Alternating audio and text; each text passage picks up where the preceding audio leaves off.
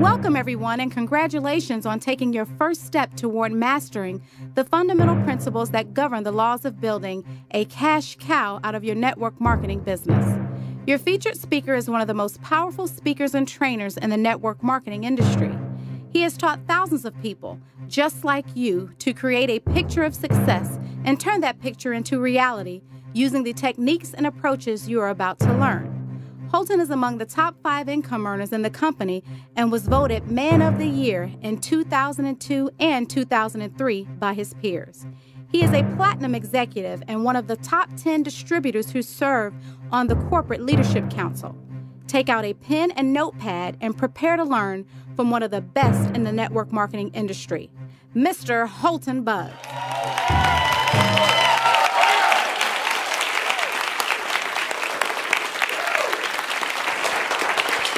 All right, Happy New Year's, everybody. How are y'all doing today? Everybody excited for an incredible 2004? Yeah. How many people is this year going to be your year? Yeah. Absolutely, that's what I'm talking about. How many of y'all are going to be able to get rid of and fire your boss this year? Yeah. How many of y'all ever thought about having some plastic surgery this year?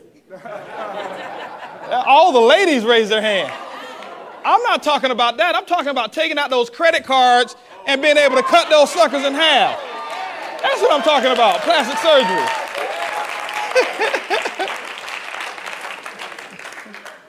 But I tell you guys, it's very exciting to be here. I'll tell you, 2004 is going to be absolutely incredible. There's a lot of things that are in motion right now, and it's not just because it's a new year. I know a lot of people set New Year's resolutions, and I'm not one of those New Year's resolutions type of people, because most people set them, and for the first 10 or 15 days, or first 7 days, most people are on track. And then the rest of the 350-something days, they're kind of like off track.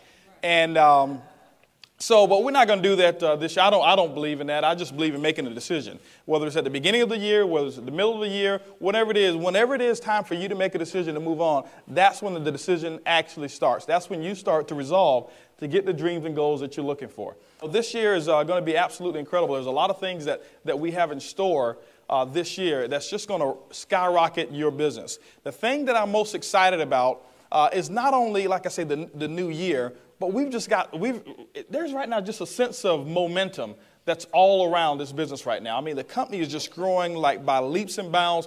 The system that we have in place right now is absolutely incredible. And what my goal is today is just to share with you some information of how you can kickstart your business, not just for the year 2004, but how many of you right now are really ready to make a decision to move forward and get the dreams and goals that you're looking for in this business? Yeah. And that's every single person in here. And that's what we're going to talk about. Now, the key thing is this here. I definitely advise you to take some notes, because you'll probably only retain about 15% of what I say if you don't take notes. Let me give you one rule of thumb. Anytime somebody is ever talking or speaking who makes more money than you, or the money that you desire to make, you should always have a notepad and a pen, and if at all possible, have a tape recorder. I can tell you guys, I grew up in the business just walking around the successful people, just listening to what they had to say, and I'd have a tape recorder. If they were going to say something, I had a tape recorder there, because there was just a little small nuggets that I was able to harvest, and I was able to take that stuff, and when everybody else was asleep, guess what I was listening to? I was listening to the real stuff that they got, and that made the difference between where I am now and where a lot of other people who weren't taking notes, guess where they are? Still not taking notes. Still not living their dreams, still working for somebody else, still doing the things that they don't want to do for the people that they don't want to do them for, and for the amount of money that they don't like. And so what I wanted to do was I just wanted to make myself just a little bit better in every single area than all of the other competition. Now, I'm not saying that your peers here are competitors, but guys, let's face it. In this industry of network marketing, there's 35 million distributors in the industry of network marketing right now. 35 million distributors worldwide. And the statistics are this: less than 3% of those people make over $100,000 a year. Less than 3% make over $100,000 per year. Why is that? If there's right now, there's over $30 billion of revenue being generated in the industry of network marketing on an annual basis. So guys, there's a lot of money out there. This industry is just a baby right now. 20 years, 30 years, 40 years from now, we'll be talking about this industry doing $200–300 billion. We'll be talking about companies that will be doing in excess of $50 billion in annual sales. And we're just a baby right now, but only 3% of those people make over a six-figure income. Why is that? Are the 3% of the people not educated? I mean, are the 97% of the people not educated? No. Are the 97% of the people not out there showing the plan? No. Are the 97% of the people, lazy? No. It's just that the 3% do all of the things that are necessary to do the business a little bit better and are a little bit more consistent and are a little bit more focused and pay a little bit more attention to detail than the other 97%. That's what makes the big difference. Most people think that, the income, if you fall in the ballpark of the same work habits as millionaires, that you'll kind of, make $500,000. No. Guys, you got to do 100% of the deal. You got to do 100% of the deal, but you got to just be that much better than the other people. And this is what I find. And I always walk into a room and I look around. And the first thing I do is I always look up front to see who's up front, because typically your leaders are up front. And then you know what else I do? I'll pay attention to what everybody else is doing, and I do the exact opposite. You know why? Because 97% of the people in this industry don't make a six-figure income. Why would I look around and do the things that 97% of people are doing? You walk into any room that a person not tells you, if they don't tell you to start taking notes, I guarantee you, you'll find 97% of people not taking notes. And so guess what? By you taking notes, you put yourself in that top 3%. And just by putting yourself in that top 3%, you put yourself in the category of doing the things that successful people do to bring about results that they're looking for. And so just pay attention. Just pay attention to dress. Pay attention to detail. Pay attention to posture. Pay attention to how people speak, how they actually talk, how they introduce themselves. Find the 3%ers that are already in the business and model those 3%ers. And so that's just what I'll start off in terms of what I call my little tip for how you can be successful in the year 2004. And not only in 2004, but every other year that you want to be successful in this industry here. It's going to be absolutely incredible, rocking year. Guys, today we're going to have a lot of fun. Y'all agree? Yes. That's what I'm talking about. Now, a couple of things I want to set the stage on today, and I want to just tell you, most of you know my story. 4 years ago, we were $250,000 in debt. Had no money. Credit cards were maxed out. Just didn't have any money. That's where we were. And we still had a dream. We still had desires. And we figured out a way through this industry of network marketing actually just a couple of years later, completely debt-free, except our house, and owned our vehicles and things of that nature. And now things are just absolutely rocking. I mean, things are just going absolutely fantastic. Our income is going up by the week. Our groups are growing every single day. There's thousands of people right now every single week looking to get in our business. And that's something that we confessed a long time ago. But I'll tell you one of the things is this here. It wouldn't have happened if we didn't have a desire. Because all of success in your 2004 is going to happen with your desire. I was talking to a group of people the other day, and I said that, you don't get what you want in this business. How many of you really believe that you really, before today, thought that you got what you want? Or that you could get what you want? No, you only get what you picture. You only get what you picture. How many of you last year wanted a six-figure income? How many of you the year before wanted a six-figure income? Now, how many of you the year before that wanted a six-figure income? How many of you the year before that wanted a six-figure income? How many of you the year before that wanted a six-figure income? How many of you the year before that wanted to be retired? You follow what I'm saying? And so what we find is this: 90% of the people, they want all of these things. They want this, they want that, they want this, they want that. They want a six-figure income. They want a huge organization. They want money in the bank. They want retirement. They want this beautiful home. They want this beautiful car. And they find themselves doing the same exact thing week after week after week after week after week, year after year after year after year. And guess what? Your goal was to want it. And guess what? A year later, you got your goal. You still want it. You only get what you picture. And so the imagination in this dream box up here is the catalyst to your six-figure or to your seven-figure income.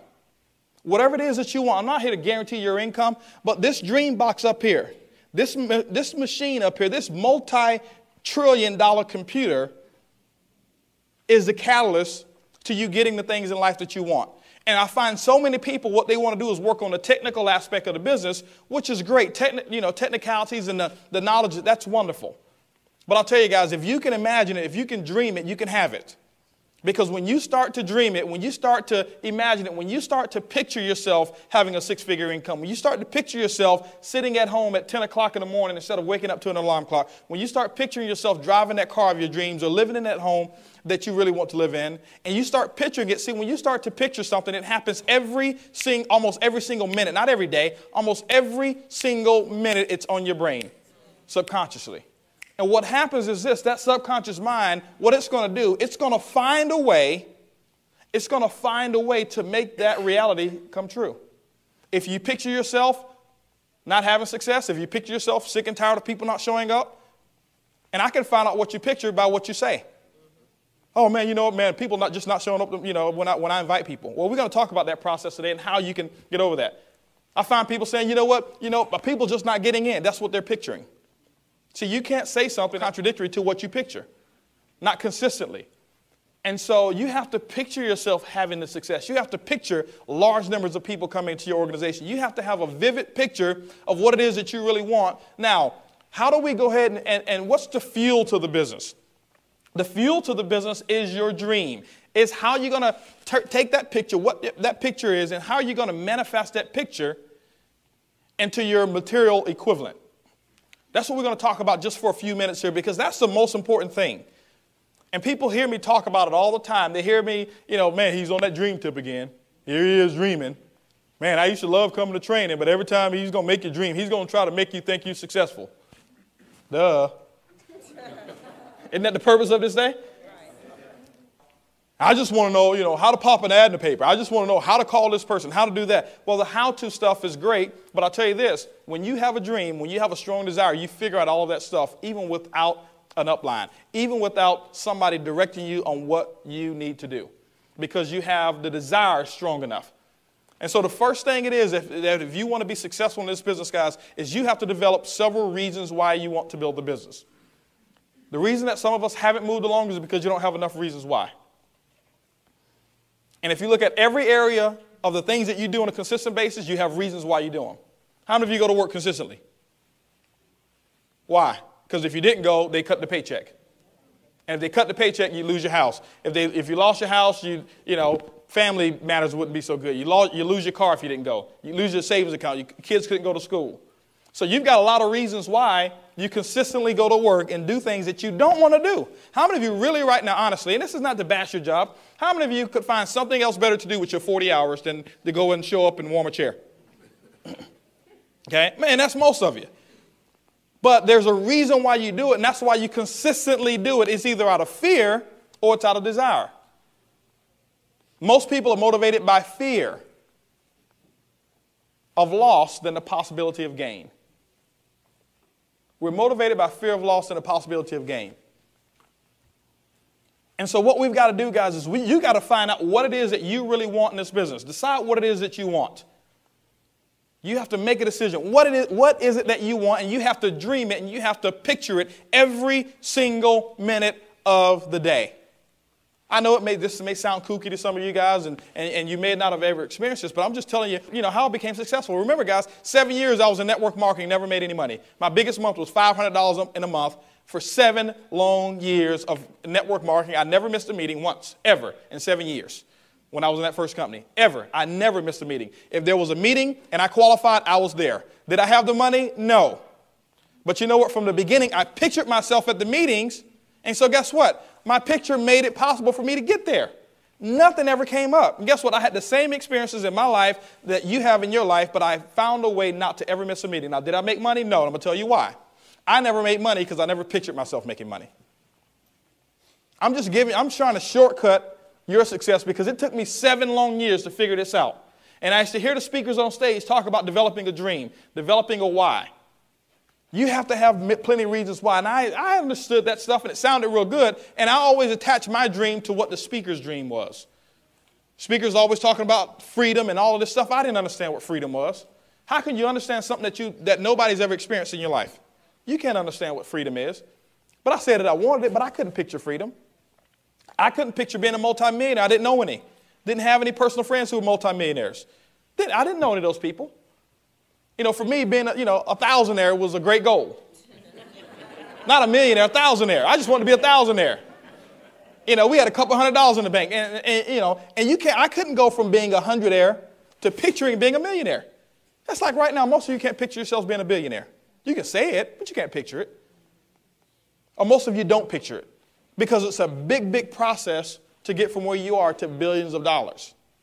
Okay? And so I had to start picturing myself becoming successful. I had to start picturing myself having the bank account. And so I had to decide what I want. Now, the key thing for me is this here. I made a list of things that I wanted, and that was, for me, it was kind of difficult. It was kind of difficult. And so what I had to do personally, and I tell my story all the time about this, what I personally had to do, you may not have to do it this way, I had to do it in reverse.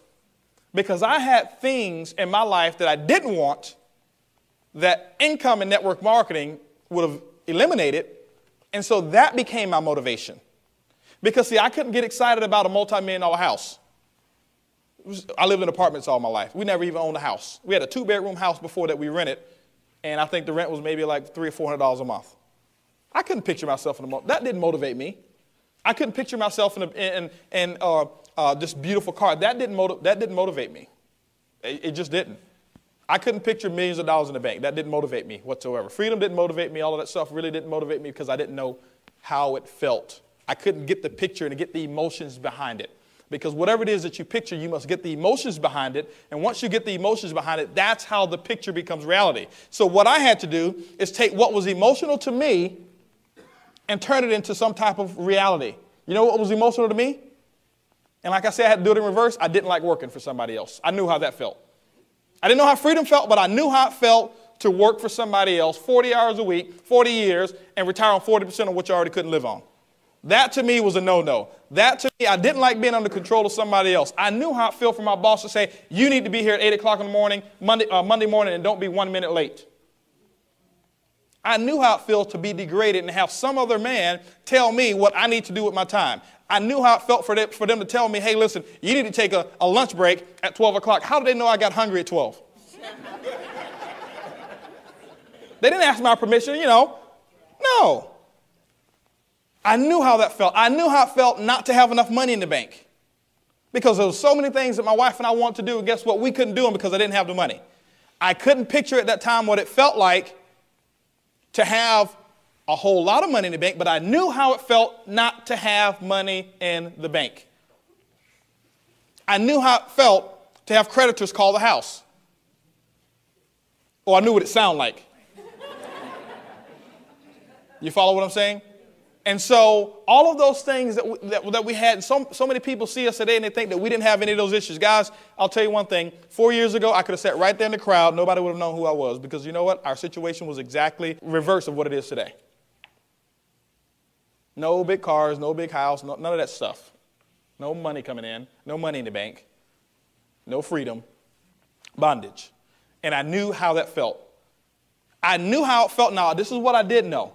I knew how it felt to see mothers have their kids and have to send them off to daycare. And I heard the complaints all the time. I heard them all the time. I knew how that felt. And guess what? I didn't want any of that stuff. And what I did is I made a list of those things that had an emotional burn with me. And remember, for me, it was a reverse effect. I couldn't picture all the things that I really wanted. Maybe you can. I'm not saying you have to do it my way. But you have to have some reasons why you're going to build this business. So I couldn't picture all of those things. But I pictured the things that I didn't want in my life. And I figured out I need a vehicle to accomplish those things. I need a vehicle to give me the financial wherewithal to eliminate the things in my life that I did not want. That was my motivation. Remember, I saw speakers on stage. They say, how many of you are going to be a diamond? How many of you are going to be this? How many of you are going to be that? And I'd always stand up and raise my hand, but I never pictured it up here. And that's why I never got it. But you know what I did picture myself? I pictured myself at every single meeting. I pictured myself getting the knowledge. I pictured myself associating with positive people. I pictured myself associating with the people who had the income, the people who had the lifestyle, and therefore I never ever missed a meeting since I've been in the industry of network marketing, period. End of story. It was never an option for me to miss a meeting. Why? Because I just developed it up here in my picture. The benefit to that is this. Because I did picture myself at the meetings and I did picture myself at every event, I was associating and subconsciously I was picking up the knowledge anyway, and I got the training on accident. It's a true story, guys. I got it anyway. If you take a kid, he's born in China, put him in America, raise him in America, what is he going to speak? He's going to speak English. Is he going to know one word of Chinese if he leaves his parents and to get raised by me and my wife? No. So he's going to pick that up on accident. And I don't believe in accidents, but you guys know what I'm saying. He's going to pick it up anyway. He doesn't know any better. And so because of my positive association with other people, I didn't have a choice. I didn't know any better. I didn't know anything else but to think a certain way. I didn't know anything else but to think in a success mentality, in a long-term mentality, and a wealth mentality. And so I made that list, and because of that, it made the things happen up here, it made them come true. And so what happened is this, because I made that list and I consistently verbalized the actions that I needed to get rid of the things in my life that I didn't want. And what happened is, next thing you know, things start happening in my life for me. Did it happen right away? No, it didn't happen right away. Why? Because remember guys, I had 20-something years at that time of negative thinking. And you can't go from 20-something years of negative thinking. Some of you have a longer period of time of the wrong programming. And so I had 20-something years of the wrong thinking, 20-something years of negative programming, 20-something years of job mentality programmed up here, and it took a while for me to dilute that process out so that I can now start thinking success mentality. And that's why some of you right now, it's real difficult for you to make a decision whether you're going to be at the power training or not. You know why? Job mentality. Success mentality people have already registered. Success mentality people are saying, when is the next function going to be, 2 months from now? Is there a way I can get a registration? Job mentality people think, man, you know what, I don't get paid until I'll do it after payday. Because we've been programmed to do things when the boss gives us a paycheck. And if you consistently do those things, guess what you'll have? You'll consistently have those same results, and you'll never live the things in life that you really want to live. I'm just giving you the truth here. And so first thing you got to do, guys, is develop some reasons why. Anybody ever heard of the lady whose son got trapped up under a car? And what did she do? She lifted that car up. Why was that? Why did she lift that car up, Tanya? She had a why. She had a reason why. She had her son, she had her pride and joy. Emotion was all wrapped up into that moment. And, it didn't matter. When she had a reason why, she didn't go to the manual and she didn't call 24-Hour Fitness and say, hey, listen, I've got a son up here. What's the proper way to bench press this car? She didn't need information on how to do it. All she needed was a reason. Now, let me ask you another question. 5 minutes later, after her son had already been rescued, the car's still there. She goes back, try to lift the car up again. What's going to happen? Now, let me ask you a question. Did her muscles disappear in 2 minutes? No. What happened? Her desire, her reasons disappeared. Guys, to me, that's one of the most powerful stories I've ever heard. And if you understand that, that's why I'm telling you guys, that's why some people who are sitting right next to you right now, they have something happen into their lives. Next thing you know, 2 months later, 3 months later, next thing you know, they go from whatever pin level they are to one of the highest pin levels out there. Why? They found enough reasons to do it, and they got emotional about those reasons. So you have to develop a burning why of what you're going to do. Wow, that's powerful information. Let's take a 30-second action break. Picture yourself achieving success as you write down 10 goals you would like to achieve in your business. Now remember, if you're driving, let's not write, just picture it.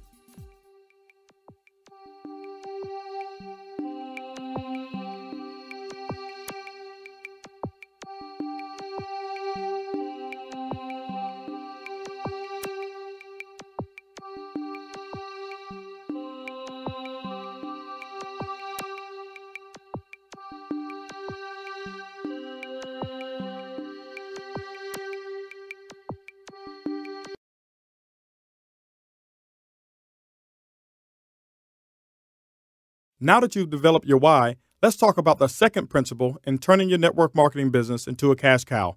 What is it that you're willing to give up in order to get the things that you want? Is this business going to be easy? Yes and no. It's not easy in a sense because everybody would do it if it was easy. But it's very simple. It's very simple. It's easy once you make the decision. See, it's easy for me to go out and show the plan. You know why? Because I got a big why. It was easy for her to pick that car up. She had a big why. It's hard to do it when you don't have a reason why. It's real hard. I'm telling you guys, waking up this morning, Saturday morning, putting on a suit of clothes. If you lagged out of bed this morning and you and some of you did, and that's okay. But if you drug out of bed this morning, it's because you don't have a big enough dream. But those who got up this morning, fired up, excited, drove from miles and miles away, excited, got here early, was anticipating what was going to happen, they got a big dream. They got many reasons why. Many, many reasons why.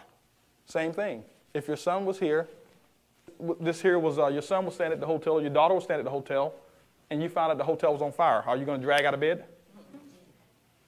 If you found out there was a shooting here, are you going to drag out of bed? No. Without makeup, everything, you just gone.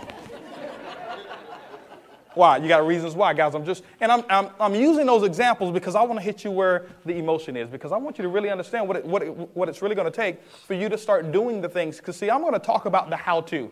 But, see, if you don't understand this why, if you don't have reasons why, the how-to is not going to matter because you won't do them. You won't be consistent enough doing those things to make the financial equivalent come to pass. You have to be consistent with those things. So you have to figure out what it is that you're going to give up. You know what I had to give up? I had to give up some television time. Now, this was based on what my goals and dreams were. If you have big dreams, that's great. You're going to give up a little bit more. If you got small dreams, you have to give up a little bit less. But this is the thing I want you to understand about the industry of network marketing. You don't give those things up forever.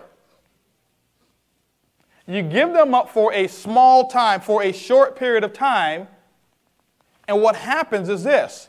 Whatever it is that you sow into your business or that you give into your business, if you're consistent with your actions, it will be given to you multiplied. And I'll give you an example. What did I have to give up? I had to give up golf on the cheap green fees.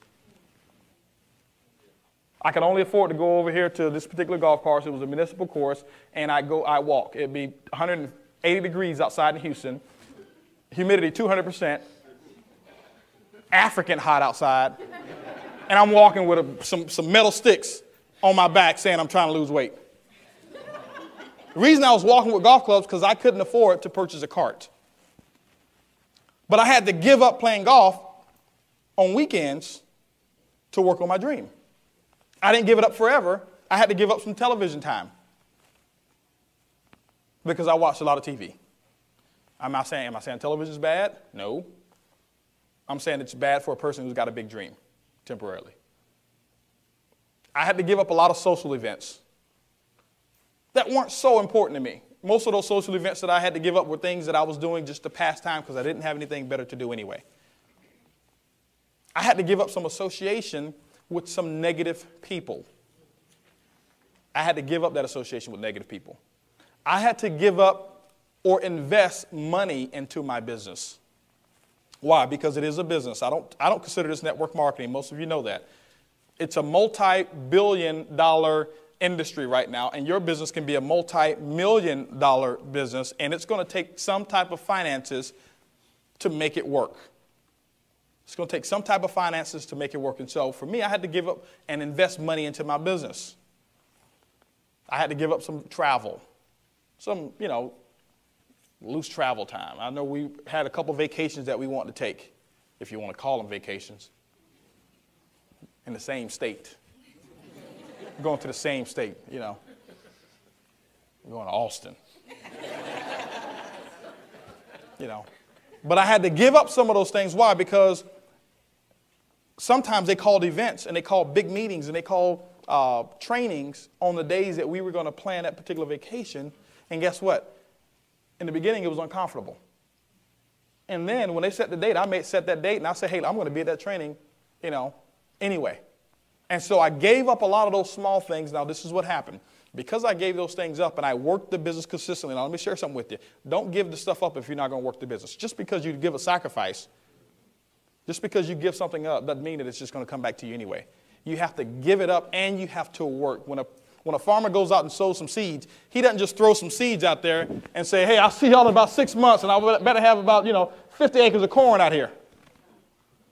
He throws the seeds out and then he works the seeds. He works the soil. He makes sure he fertilizes it. And he's out there every single day making sure the bugs are out of there, making sure that there's no birds coming to get the corn, making sure that the soil is the right temperature, the soil is the right texture.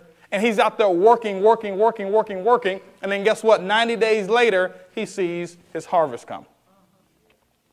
So you can't just go out there and give stuff up or invest stuff into your business and then expect something to come back if you don't go out there and do the work. So you have to have a consistent work habit along with that. So I gave up a lot of those things, and this is what happened. Because we gave up those things, this is what happened. Miracles started to come about. Because I was operating on a principle that governs the law of building wealth. And you can't refute those principles. Those principles are universal. I don't care if it's network marketing, any industry, those principles work. We gave up playing golf on the cheap green fees. Now guess what? I play all over the world. Just come back from Montego Bay, Jamaica. Several of us were out there in Montego Bay, Jamaica. Played in, this course, incredible course called White Witch Country Club. The first tee, some of you saw the picture when we showed the slideshow, the first tee is about 200 yards. The tee box is about 200 yards from the fairway. That's how far down it is. 16 holes, ocean view holes. Just carts already washed and everything. When we got there and we pulled up, they came and got our bags for us. We didn't have to carry any of our own golf clubs. And then when we got there, we had 2 caddies. We had people to go and chase that little white ball for us. I needed 3 caddies. They couldn't find mine. Now, was it worth it giving up playing at Sharpstown to go play over here at White Witch? Was it worth it giving that up to play at Terra del Sol over in Aruba? Where it's just incredible. Same thing, ocean view holes. I think green fees are around $200 and something per round. And it's just incredible. You hit the ball one way because it's very windy in Aruba. You hit the ball one way with the 1 iron or a driver, and you can only drive it about 150 yards, hard as you can hit it. Then you come back the other way because the wind is blowing in your favor. You take a sand wedge and you hit it almost 200 yards. Incredible. Some of y'all don't understand that, but anyway. But it was worth giving that up. It was worth giving up some social events that I was able to give up. And now, guess what? I do the things that I really want to do, and I do them in style. We just came from the EV1.net Houston Bowl. We didn't sit down there, in the nosebleed seats where everybody else was. We were there in the club seats. You follow what I'm saying? I was able to take my brother. I was able to take my son in the club seats. It got real cold out there that day. Everybody else was shivering. We were there, plush couches. We had about 15 plasma screen televisions that we were able to sit there, watch the game, and have food brought to us over at Reliance Stadium, where everybody else is out there shivering. Can't see the game because they got their coats over them. Because it got real windy and cold. Was it worth giving up some of those events? Absolutely it was. Was it worth giving up some television time to do things like that? We gave up television time, and then we were able to go to Paris, and we were able to watch, just some incredible shows in Paris. Was it worth giving up some television time to go to Vegas and be able to sit, just second row and see, by Cirque du Soleil, and have water splashed on you because you're so close? Was it worth giving up some television time so now that when we go to Vegas, we were able to watch the Siegfried and Roy, and we were able to sit right there in the pit? Right there. I don't know if y'all know what the pit is. The pit is the high dollar tickets. Where you just, now some of y'all may think we're crazy for doing this, especially after what just happened recently, but we're sitting right there in the pit, and you got the animals that walk right by you. You can sit out there and you can touch the lion, and you can touch the tigers. But there was choice. I didn't have to sit there if I didn't want to, but because I gave that up, I was able to come back and do those things. And so what happened is this here. Because we put money into our business when I didn't have it.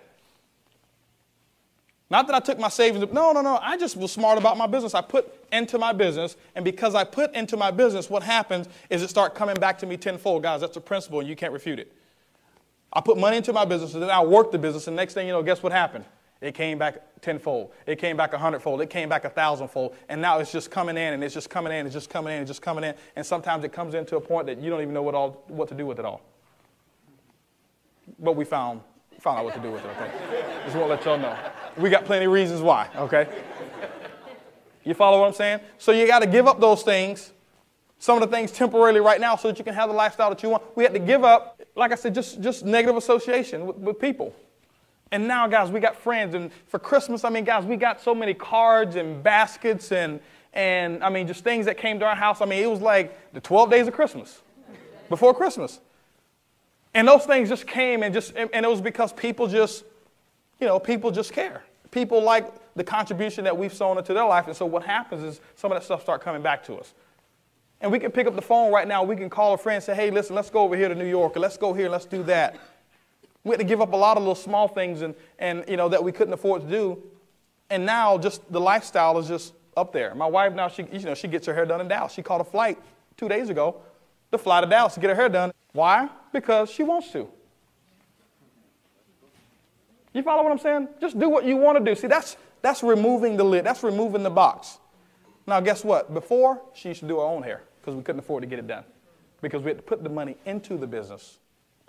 Say, honey, go to Walgreens, get you one of those perms, those relaxers. Whip it up. You can ask her. You follow what I'm saying? She made it look good, though. But we didn't have the money to go spend, you know, $200, $300, you know, to get her hair done. We didn't have the money to do that. I had to give up, you know, buying nice clothes in the beginning. This is our broke days. And then what happened, because we did that and we went out, we worked the business, now I get custom-made clothes.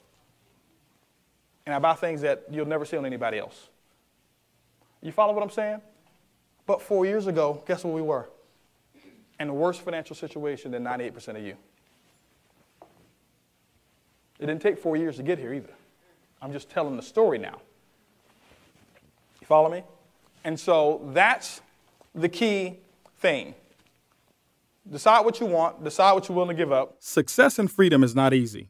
Just ask the spider monkey. The spider monkey lives in the jungle and evades its predators with its speed and agility.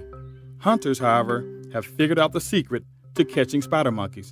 See, spider monkeys love candy, so they set up these little candy jars with the opening just big enough for the monkey to squeeze its hand inside. The monkey runs towards the jar and grabs the candy inside. With the candy in the palm of its fist, the monkey can't remove both his fist and the candy. But the spider monkey is very persistent.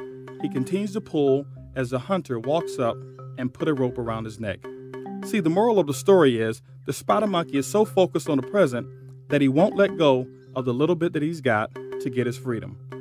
Now would be a good time to decide what you're willing to give up to get what you want.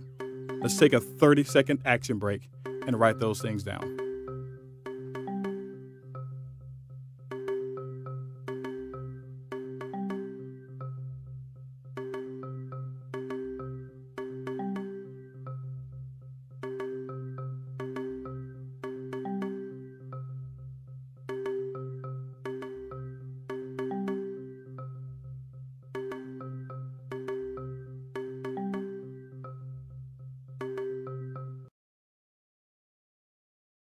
The third principle in turning your network marketing business into a cash cow is picking a champion. And then you have to pick a champion. You have to pick a winner. Pick somebody that you're going to model yourself after.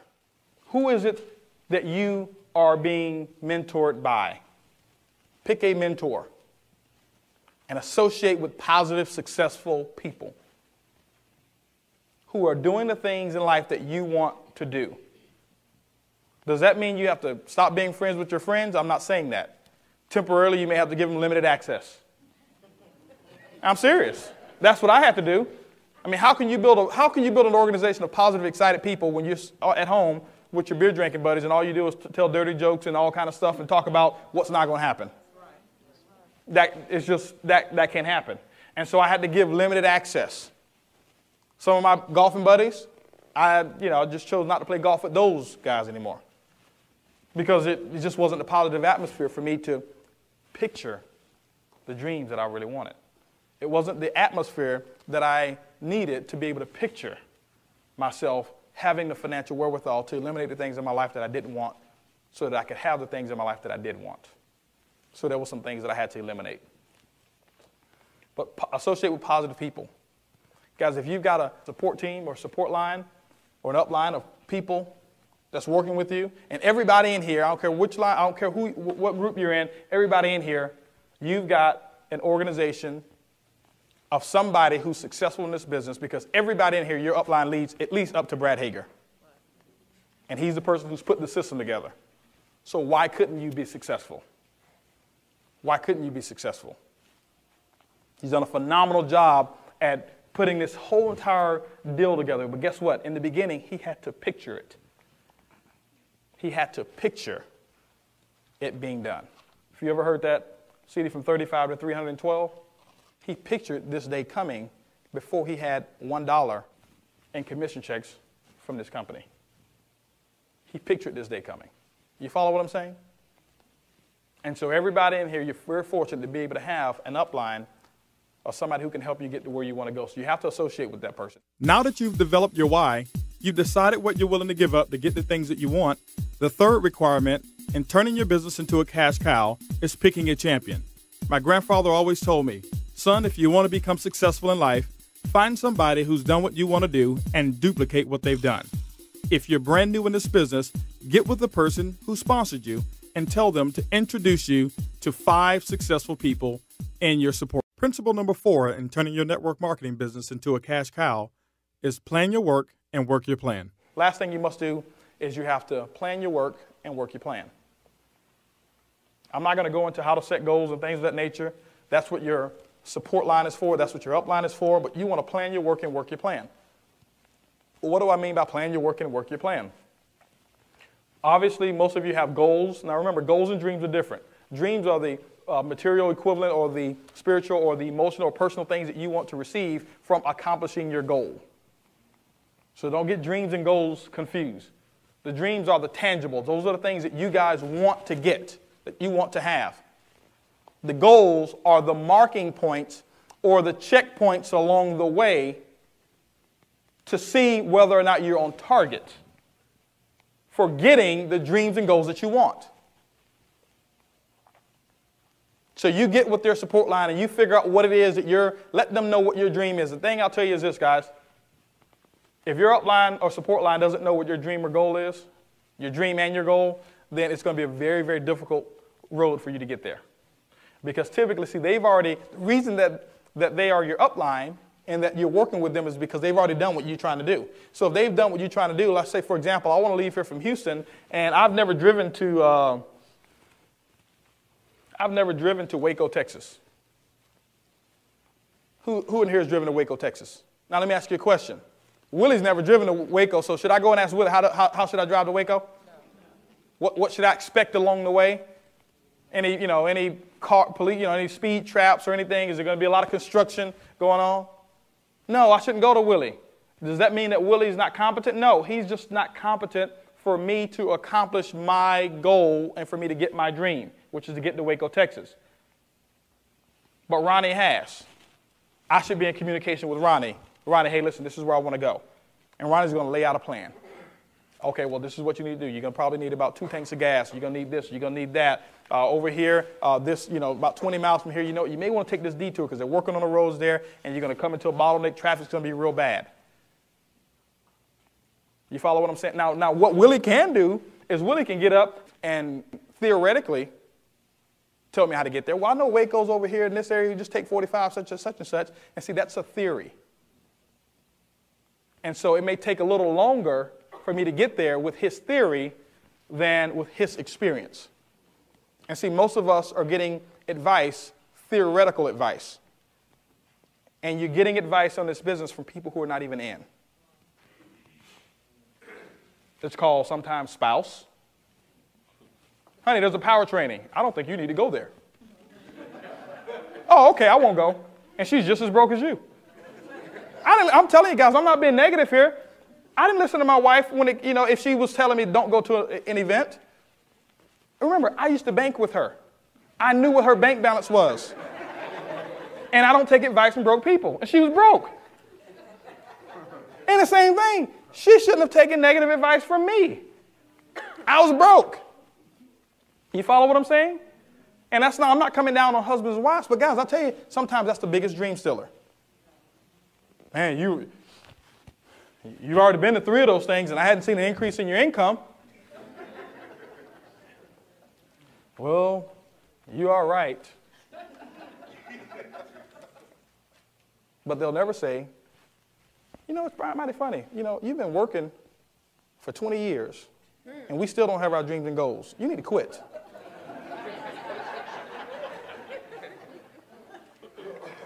No, they won't say that. You follow what I'm saying? We take advice from friends. I know somebody who was in one of those deals. You just watch out. They're going to get you. I know somebody who was in one of those deals. They never made any money. And I'll tell you, right now they're still in that deal. and not making any money. And what we do is we internalize that and we take their advice instead of taking advice from people like Ronnie, who's been there. He's been there. I'm going to go to Ronnie and find out what I need to do to get to Waco ASAP. I want to go the shortest route possible. How many of you want to get to success in this business the shortest route possible? And that's what it's all about. Okay? Network marketing, number one, is the shortcut. Communicating with somebody in your upline is the shortcut to getting there. So there's 4 things that you need to do from a standpoint of desire. We talked about that. Develop your dream. Develop reasons why. What it is that motivates you. Decide what you're going to give up. Pick a champion. Find somebody to mentor you. Associate with positive and successful people. How do you associate? Books, tapes, functions. Books, tapes, functions. Books, tapes, functions. You say, how do I associate with the book? Well, Napoleon Hill, I hadn't met that guy yet, but I feel like I know him. I associate with him almost every day. Why? I read his books. Like they say, writing makes a man exact. See, I know exactly what he was thinking. It's no theory. There's no theory. I know exactly what Steven Pinker was thinking when he wrote the book, How the Mind Works. I know exactly what he was thinking. I associate with him. He doesn't even know me. I associate with people on tapes. Guys, you got some incredible tapes. Guys, we've got story tapes here from Cannon Egg Fly, 35 to 312, Live Your Dreams by Susan Walsh, Flashpoints by Ron Goles. Associate with those people. Pursue your passion.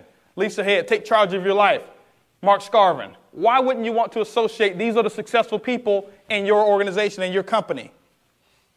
Tireless by Stephen Thompson. Why wouldn't you want to associate with those people? Associate with them.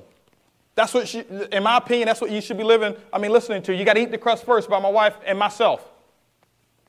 Associate every single day. You go out in my car right now. Take out the CDs that's in there. See what you find in my CD player. And that's not just stage stuff. That's how I associate. I'm always listening to somebody who's built a bigger business than I have. It's a continual process.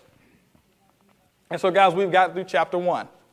What it is that you need to do to build a successful business. You've just heard the 4 principles of turning your network marketing business into a cash cow. Before you insert CD number 2, review your notes and picture yourself utilizing these principles.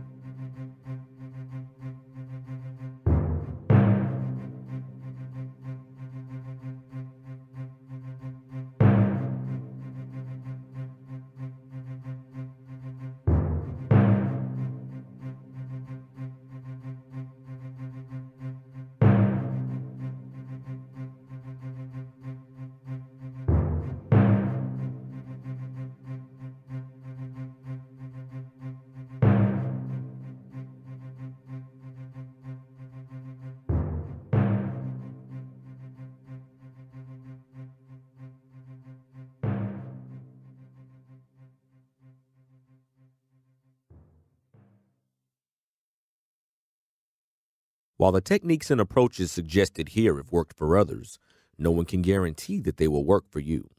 We sincerely hope, however, that the ideas presented here will assist you in building a strong and profitable business. This has been a 3K Marketing Group production. Unauthorized duplication of the CD is strictly prohibited. To purchase this audio program, go to www.3kmg.com.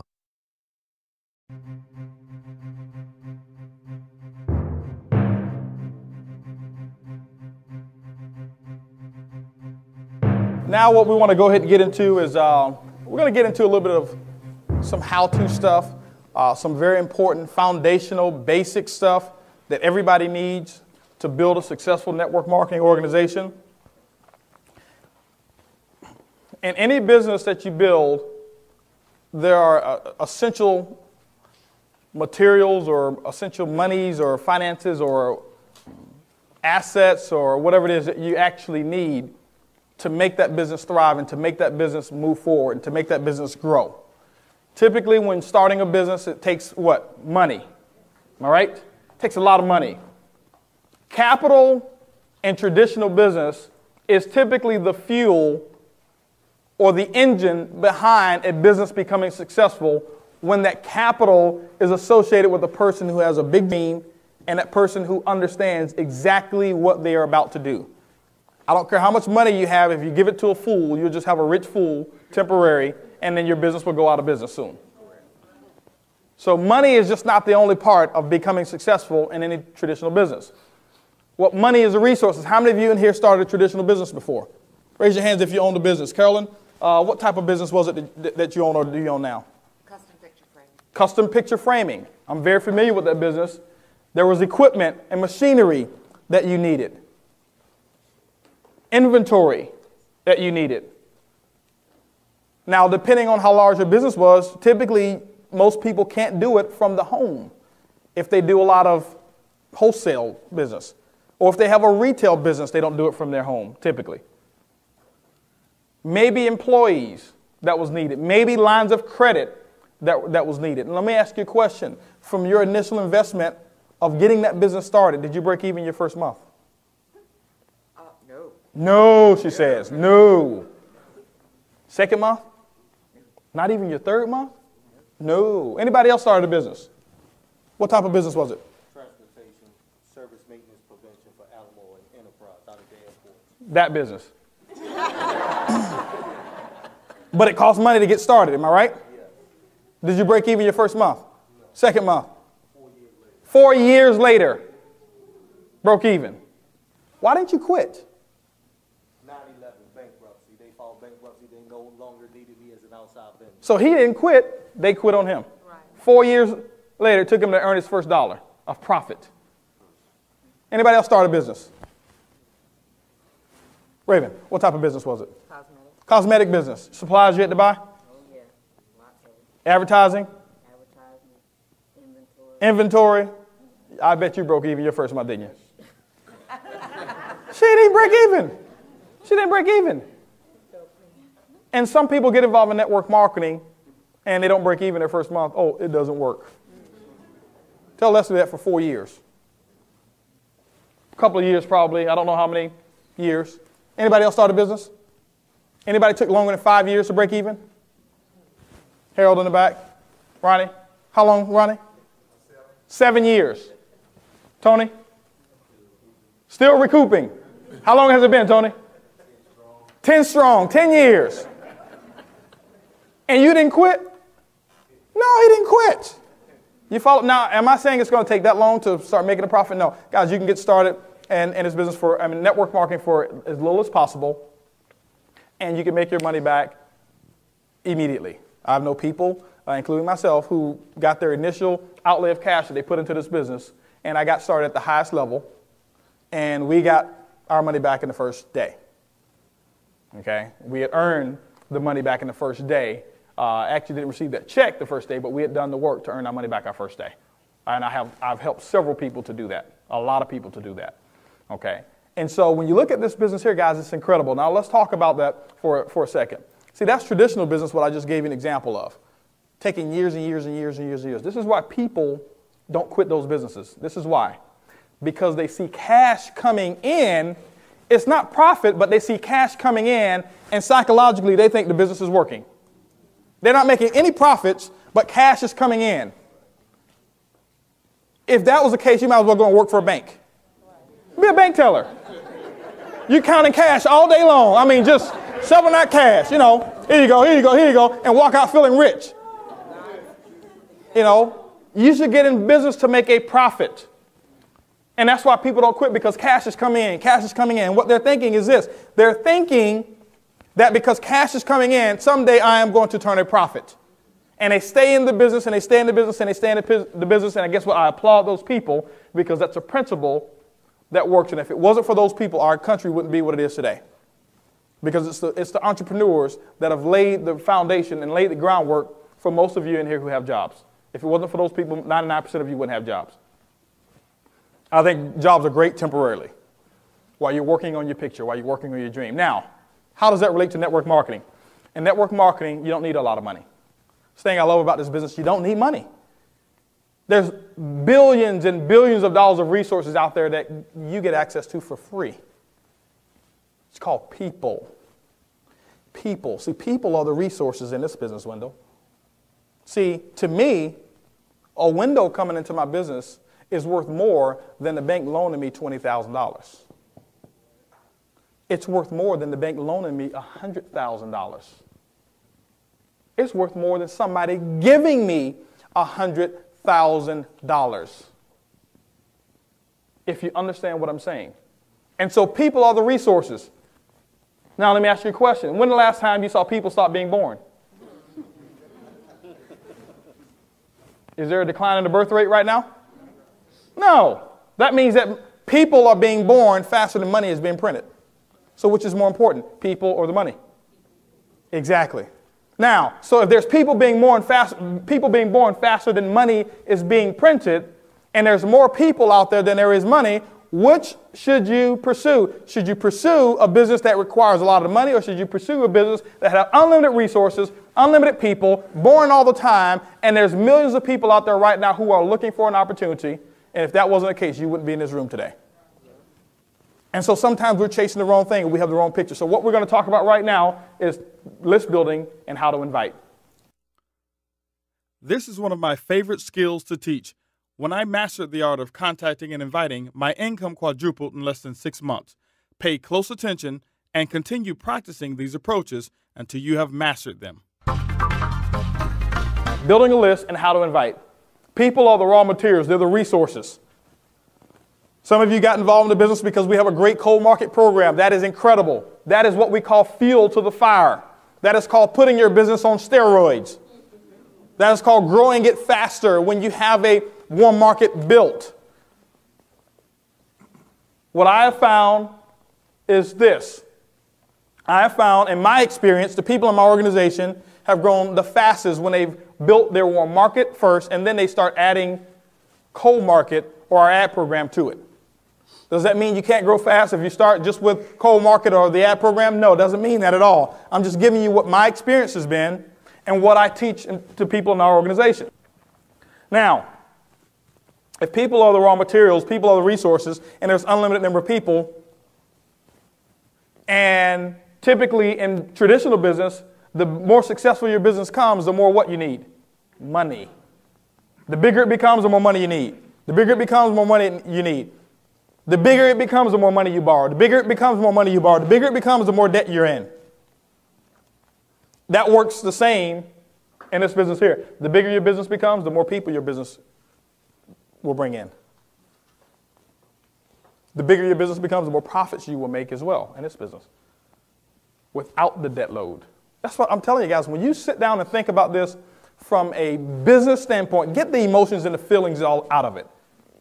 Most of us haven't been trained on how to evaluate a real business anyway. So don't think that you're some wizard on business evaluation.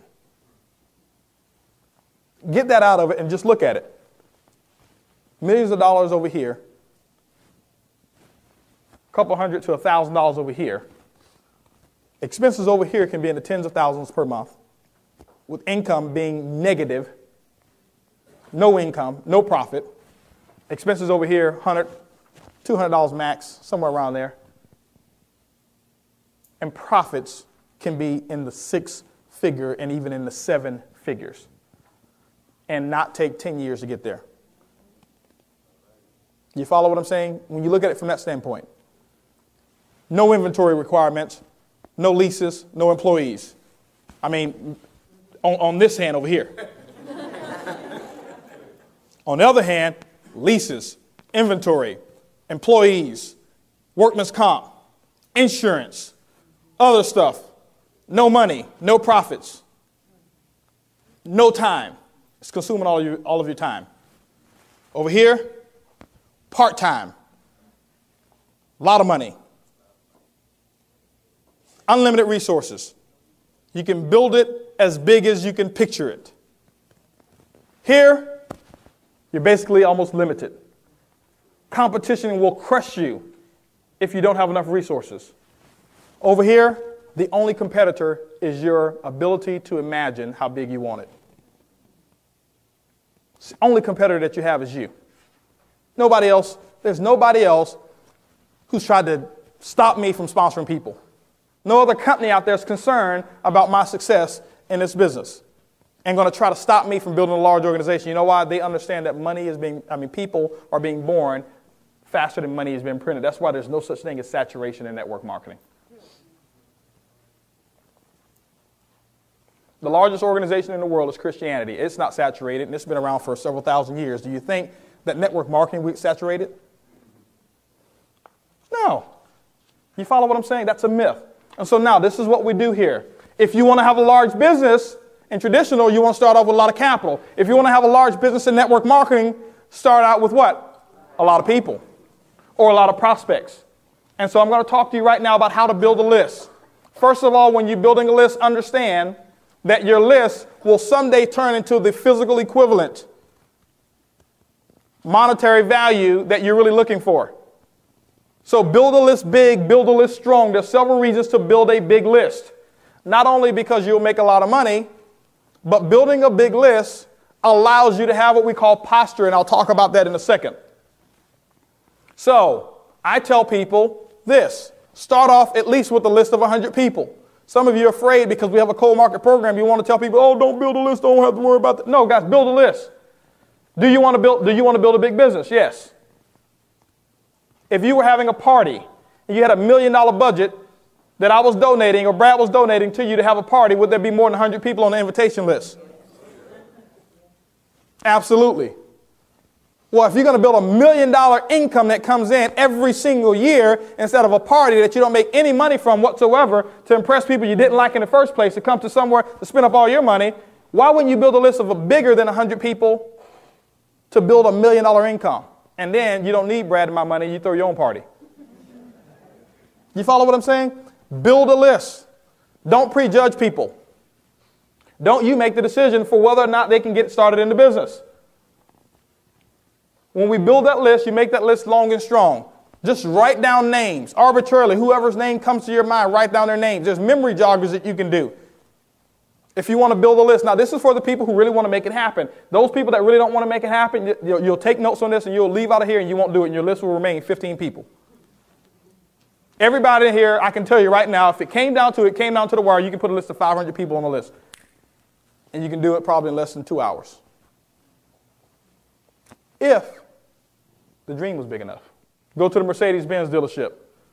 They say, hey, we're going to hand you the keys right now of $120,000 S600 Mercedes-Benz. All I need is 500 referrals, not one dime out of your pocket, and I need them within 2 hours. How many of you walk out of there with a Mercedes-Benz? You know why? Because you picture it. It's almost like a guarantee. And so we work on guarantees. We work on what we can picture. Now, let me ask you a question. See, I'm teaching you how to do the business now. If you build a list of 500 people, in my opinion, I can't guarantee it, you have the money to buy 3 Mercedes-Benzes this year through your own income. You follow what I'm saying? By building that list. Why? Those are the resources. So now when you build that list, what you want to do is this. Just start writing names. Think about people in certain professions. Who do I know that's an accountant? Who do I know that's a bank teller? And just ask yourself those questions. Who do I know? Who do I know? Who do I know? Who do I know that I worship with? Who do I know that my children go to school with? Who do I know that last name is Brown? Who do I know that last name is Davis? Who do I know that last name is Carter? Who do I know last name is this? Take the telephone book. Go through them. Just go through the phone book. Look at last names. Who do I know that has a last name like this? Who do I know that has a first name like this? Who do I know that I play golf with? Who did I graduate with? Who do I know that sold me the car that I'm driving? Who do I know that at the grocery store? Who do I know at the cleaners? Who do I know that my son or daughter plays this particular sport with? Guys, remember, when you're making your list, the biggest reason that most of you won't make a big list is because you're making a list and you're making a decision for that person at the same time. And when you're making a list and a decision for those people at the same time, your list will be real short because you will eliminate all of the right people and you'll put down what I call the easy crowd, the people that's easy for you to contact. And you'll make excuses for those, oh, well, they can't afford it, or they make too much money. They don't have the time to do this, so I won't put them on the list. How many of you have done that? Raise your hands. Be honest with me. Every single hand better go up. Because if that's not the case, everybody in here would be at least gold.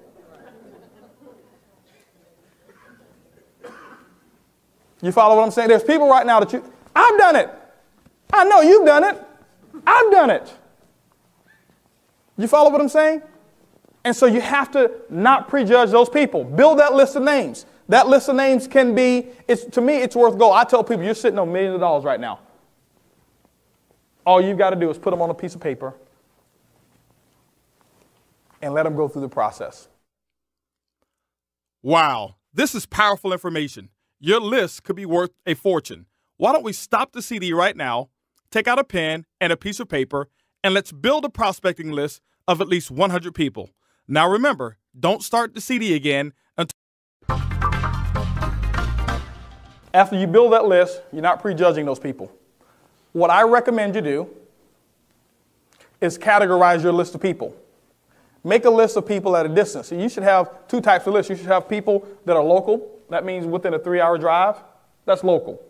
Forget this cross-town stuff.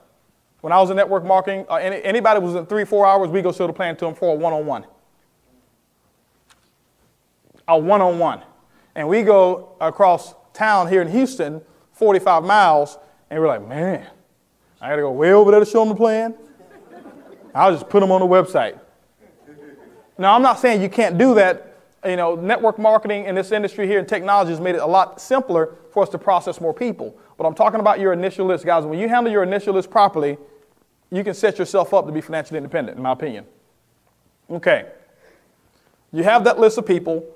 Make a list of people that are local. Make a list of people that are at a distance. How many of you know people that are outside of 3 hours from where you live? Keep your hands up if you put all of them on your list. Hands going down kind of slow.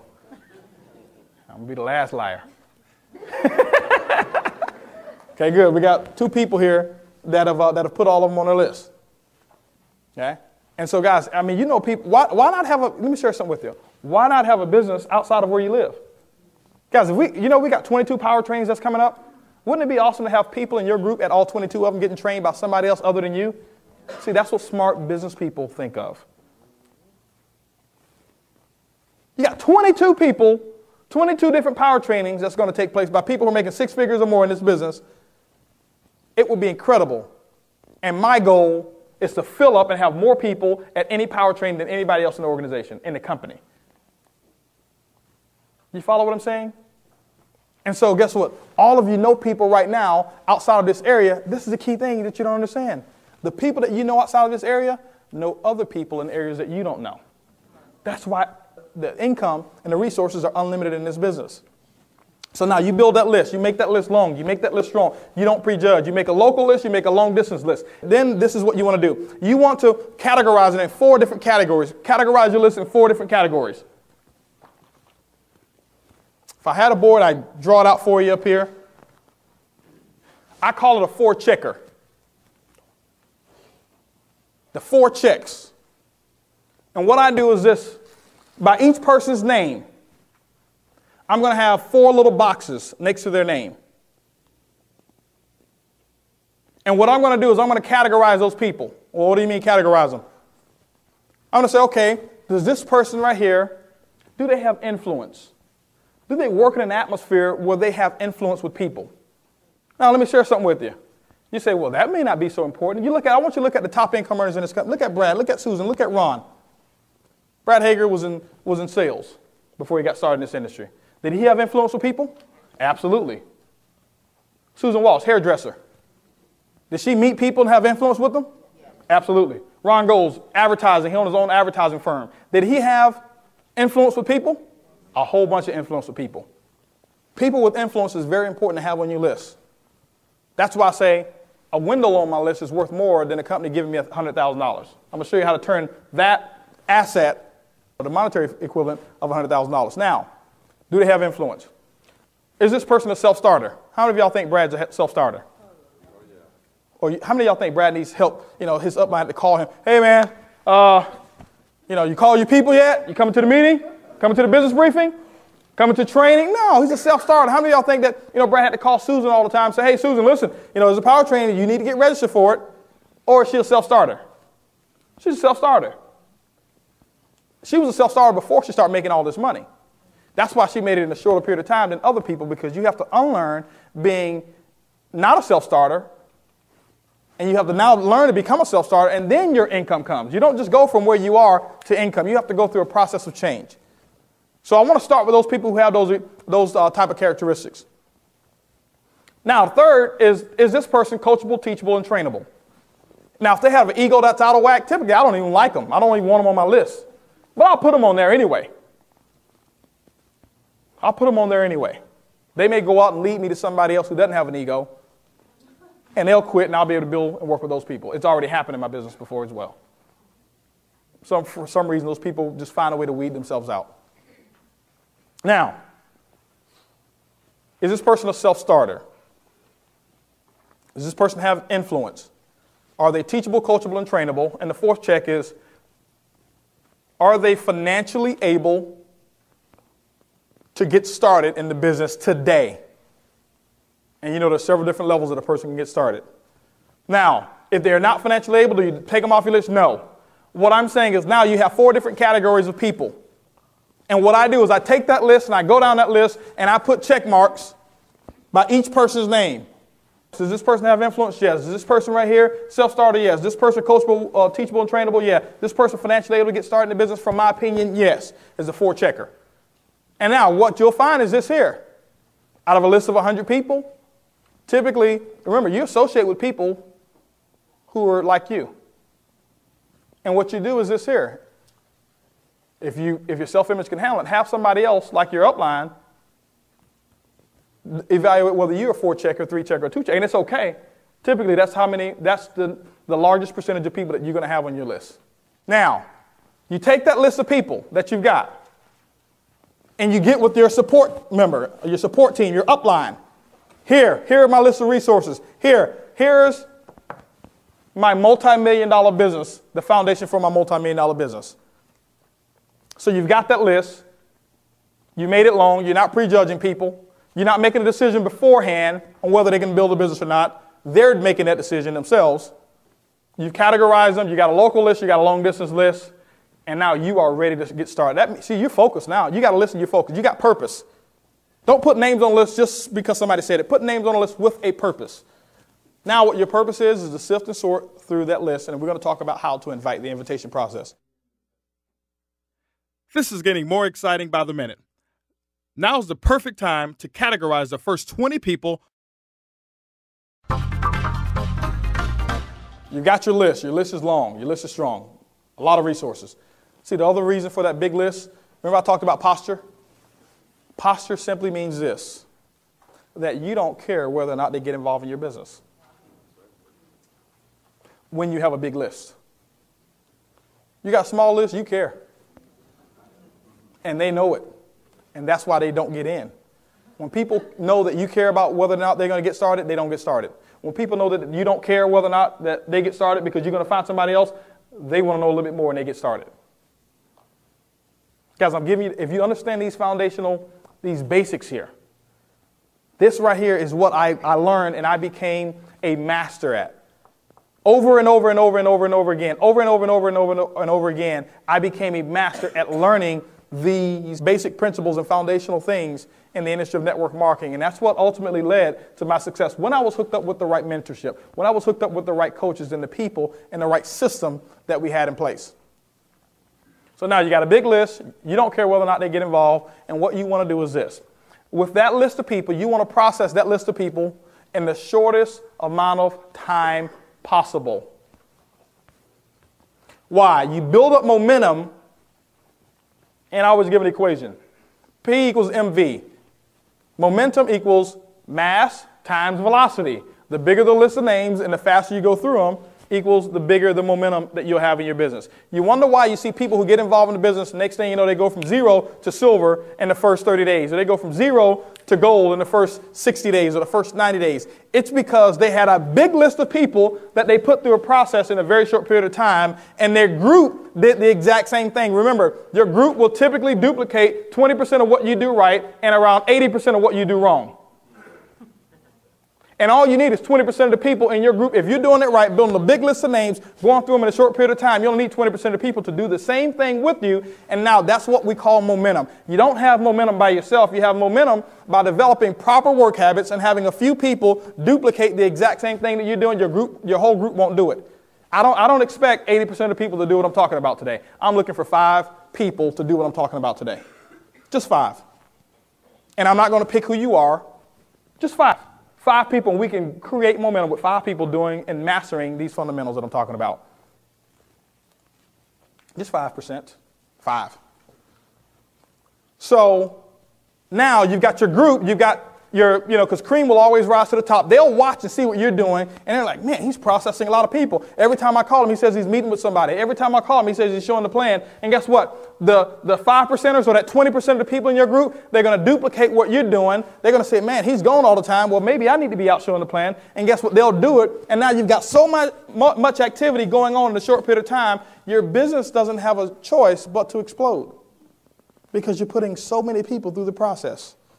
Well, let's talk about the invitation process and how you get people to see the plan.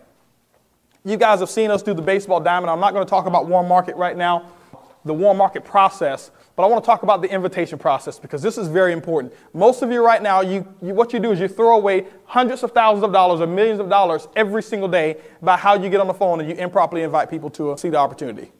An improper invite means this: that person that just gave me this $100,000 to get Wendell in, I just gave it right back to him by doing an improper invite because he's not coming. And I just messed it up.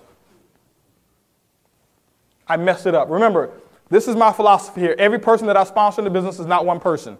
Network marketing, 1 + 1 doesn't equal 2, it equals 11. This right here is exponential growth. Every person that I sponsor in the business, Jay, is another 20 people that I'll be able to put into that person's business within the first 30 days. Every person that I sponsor, I'll put 20 people in their business right away. Bam. That's what my goal is. Get 20 people in right away. Because now, Ludolph, I got 20 people. Each 20 represents how many? Another 20. That's 400 people. See, that's what I picture. See, I don't picture sponsoring a person and having one person. Those of you who picture that, change your picture. Change your thought process. One person doesn't equal one person. How many of you in here, raise your hands if you knew me before this company? 1, 2, 3, 4, 5. You follow what I'm saying? But because I knew him, how many of you are in his group, in Ed's group? You follow what I'm saying? Oh, all the hands just popping up like popcorn now. So because I met Ed, because I met Regina, I've been introduced to thousands of people. 1 doesn't equal 1. You follow what I'm saying? Now, you've got your list. Now what we're going to do is we're going to start the invitation process. We're going to start making what we call some phone calls. This is that 5,000-pound gorilla that most of people are afraid of in the industry of network marketing. How many of you honestly find it very difficult to make phone calls? Keep your hands up right quick. Keep your hands up if you find it difficult to make phone calls. Okay, now, hold on for a second. Keep your hands up. Keep your hands up. I'm going to show you how to make it very simple. Keep your hands up. Yeah. Go get some exercise. Y'all need to hold those phones. That's why you want to put your hands down. You ain't been holding that phone up. Got to hold, keep your hands up. Now, Bill Gates sent out an email that you got. Hold on for a second. Keep your hands up. Show you how to make it not difficult. And said, for every person that you call and offer an opportunity to come and work with him and be mentored by him, he's going to put $100 in your bank account for every person that you call, whether they want to work for him or not. How many of you would be afraid to pick up the phone and call people? Keep your hands up if you'd still be afraid. You will be afraid? No. Why? Because you got a guarantee. Now, this is not putting anybody down, but I just want to give it to you straight. That's called job mentality. That's called, I'll do something if you can guarantee me a result. And that's okay. Change. just change. You cannot be successful in this industry of network marketing if you have job or employee mentality. You've got to be able to see the future. You've got to be able to create your own guarantee. See, nobody guaranteed me any success. I created my own guarantee. I guaranteed that I go out and do the work. How many of you would guarantee that you'll go out and just do the work anyway without a guarantee? I'll tell you guys, take it on faith. Take this business on faith. A year, 2 years on faith. You'll make money in the process. You may not get rich and get all of your dreams in the process. You'll make money, but guess what? The key thing is that you'll be changing in that 2-year process. And the change is what's going to bring about the results. So now it's easy for everybody to work the phone if you switch to wealth mentality and you have a big dream. You have to find what motivates you. If something that you know that motivates you, well, guess what? This is what you do. If you've typically been afraid to work the phone, what you do is this. Write a check to yourself, if this is one of your goals, for $1,000 or $10,000 or something like that. Make up some type of check written to you and paste it right there on the telephone. See, guys, you have to motivate yourselves. Don't wait for external motivations. You know, that's why I say you start with a dream, and now take those dreams and post them all around you. You know, put little sayings together. Put little, whatever it is. If you're tired of your job and you want freedom, nickname it the freedom tool. Don't call it a telephone. This is the freedom tool. I got to use my freedom tool. I'm telling you guys, if you change the name of something, you have a different picture of what it is. Now, guess what you picture that as? A freedom tool. That means every time you use it, you're getting closer or one step to your freedom. You follow what I'm saying? Instead of, calling it a telephone. When you have that list, this is what you want to do. You want to designate a time that you're actually going to make phone calls. Designate a time that you're going to make phone calls.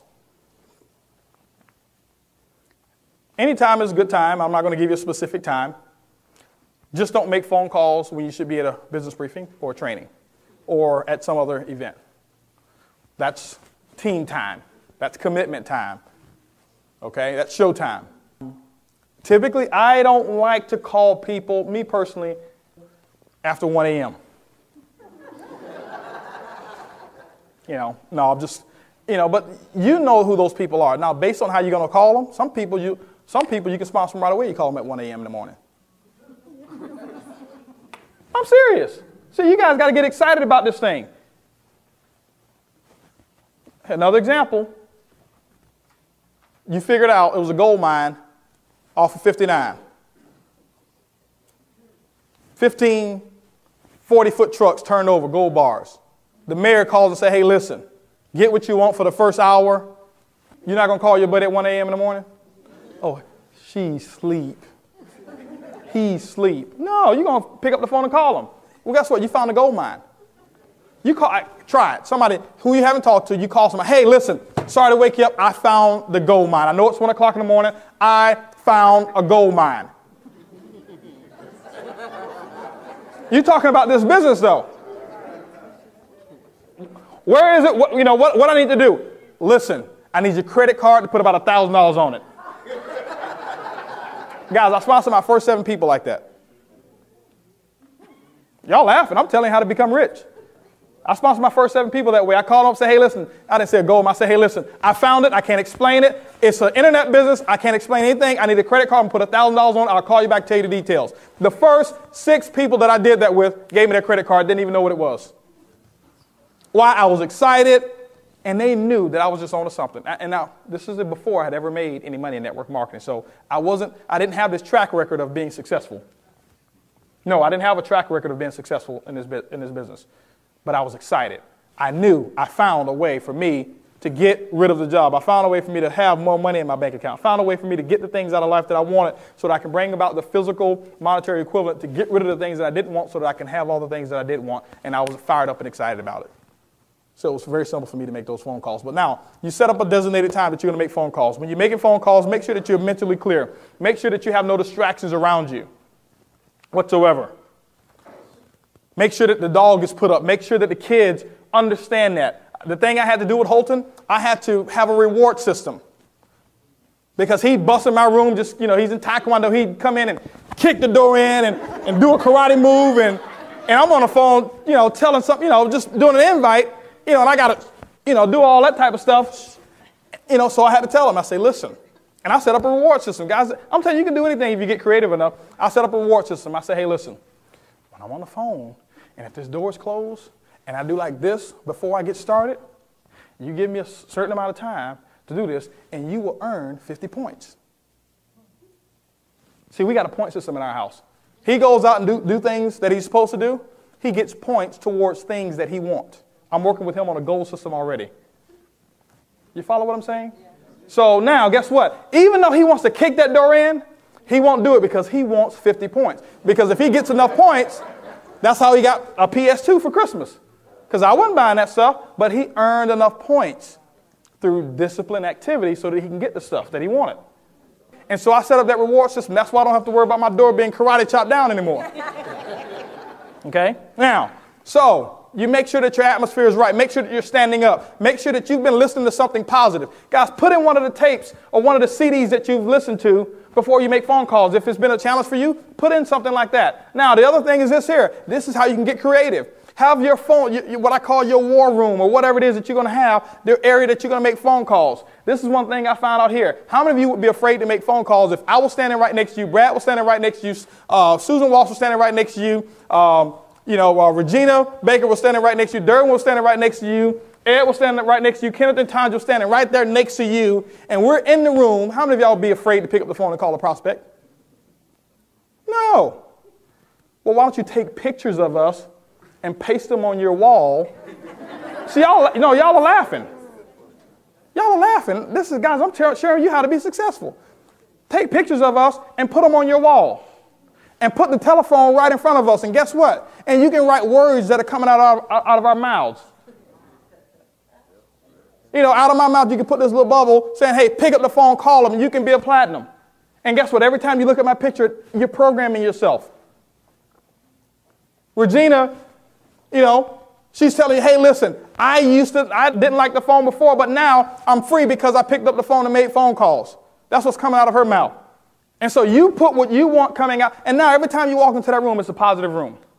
It's your little area. Guys, I'm telling you, you do it for a short period of time, and you won't need the pictures. I'm just trying to show you how to get from where you are to where you want to go. Create your own environment to change your attitude. Don't wait for somebody else to do it. Don't wait to come to training for us to create a positive attitude for you. Do it yourself. Wealth mentality versus employee mentality. Do it yourself. You own your own business. There's no limitations at all. There's no competitors except you and your ability to picture what you want. Create that atmosphere. And so now, guess what? You've got myself. You've got all of us right here. You've got all these top income earners right there waiting for you. Just right there looking at you. You know how it is when you put a picture on the wall. No matter where you go, their eyes looking at you. You can't hide. You can't run from us. And now you pick up that phone and you start dialing because your buddies, your heroes are there. The people that you respect are there. The people that you admire are there. The next thing you know, you have people having you on their wall. That's when you know you've become successful. Use your little digital camera. Load a picture up. Put it on the wall. You know what? People think you're crazy.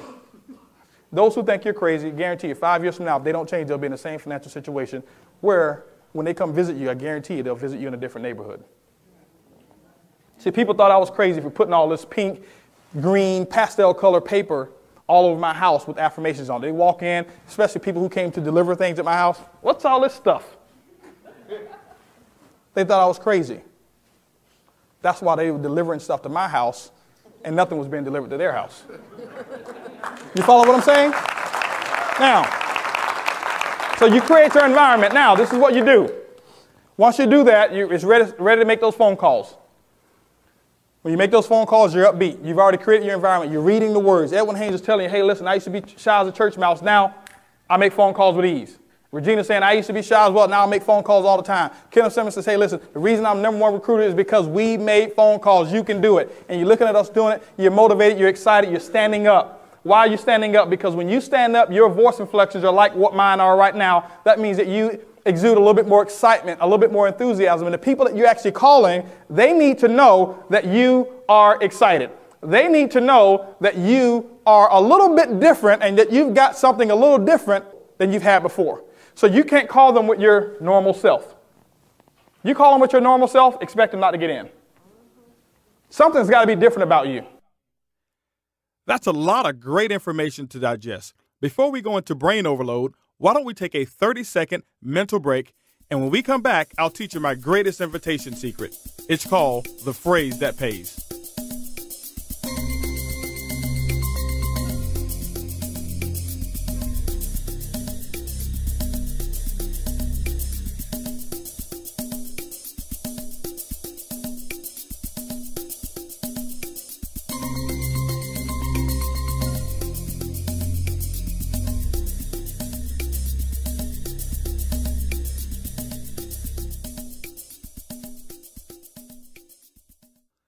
Now that you've built your list and you understand the importance of setting posture, let's learn the 3 steps of a successful invite.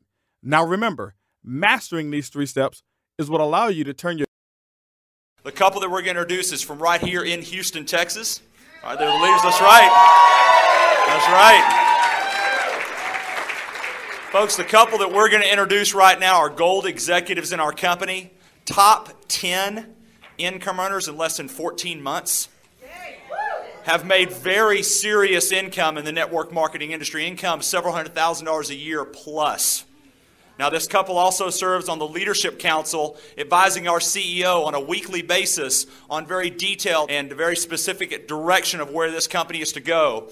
This couple also advises Brad and Marcia Hager on their weekly leadership call as well, advising the Hager Marketing Group in what direction that we're taking.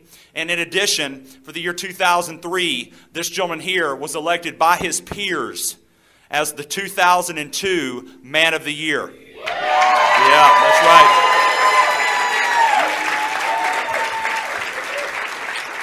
Now let's all stand and give a big, huge Houston welcome to Holton and Arlene Buggs.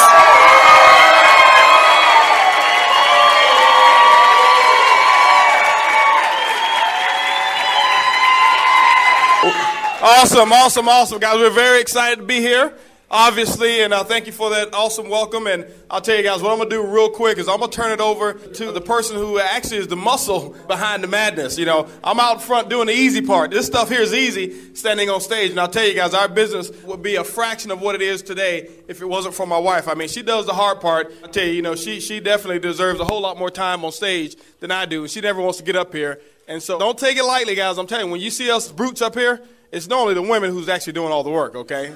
But actually, I want you to hear from my beautiful bride, Arlene.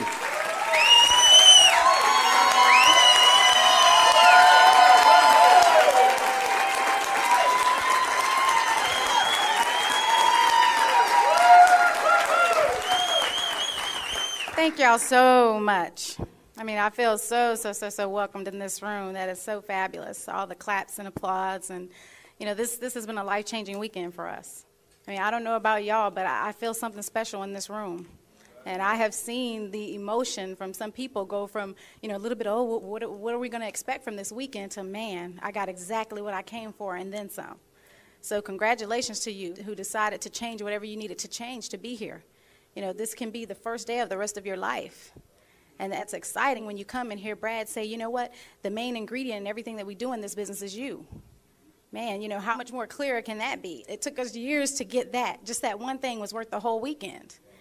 And, you know, Holton and I, like he said, we've been in the industry for a while, so we're not just starting out. But, you know, the reason why we found so much passion in this business is for our family. We have a 5-year-old. I don't know if many of you have heard us talk about him, but, I mean, he is the most incredible little boy. And that's my why. You know, we've had to make a lot of sacrifices to be up here. It's not easy. I wish I could say that it was easy. But it's probably been the hardest thing we've ever had to do. You know, but when I can stay at home with my son and not have somebody in control of my life, I'd do it all over again, and then some.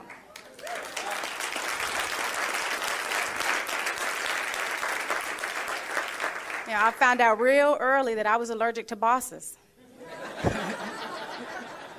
You know, they don't do well on me. But I tell you what I'm most excited about is the people that we have coming on. We have a great team of people who are committed to their dreams and goals. And it's nothing like being able to help someone in the process of achieving your goals. You know, we're going to do what we do in this business anyway. But if I could help a whole lot of people, you know, in addition to what I have to do for my family, that's the best kind of combination. I couldn't do that working for a bank. I used to work for a bank when I was in college. And, you know, there was no value there. no value there for what I wanted to do with my life. I want to make a difference. There's a whole lot of things I want to do. And standing behind a counter, as a teller or a loan officer just wasn't it. We've had an opportunity to make an impression on a 74-year-old woman. You guys, I don't know if you've met Rose Graham, but if you haven't had a chance, go up to her, shake her hand. She's an incredible lady.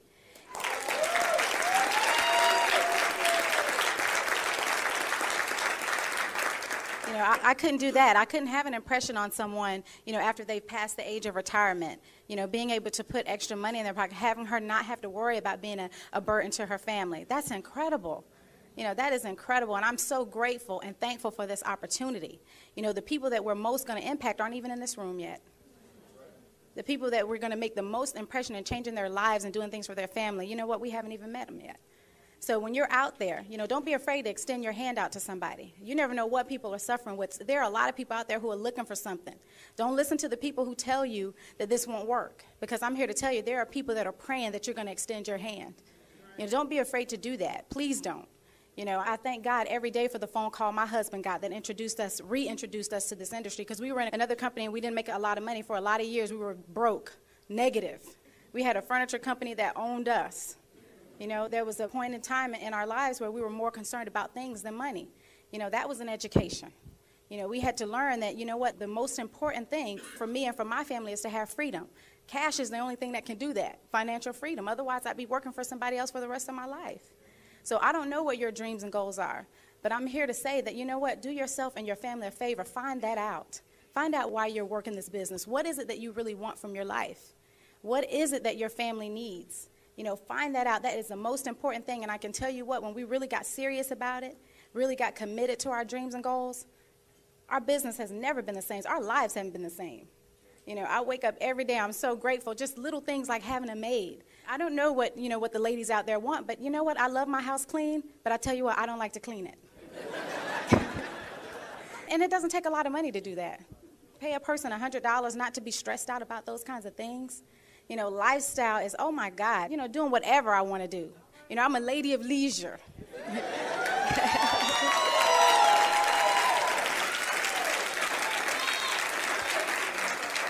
But thank you very much for your time, and God bless you all.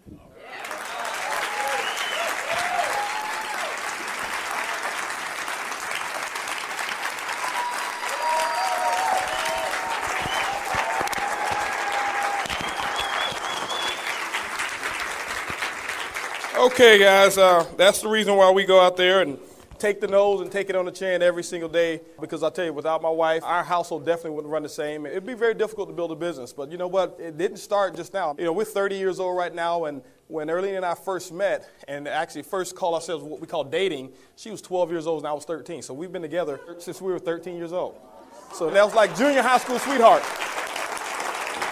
Okay?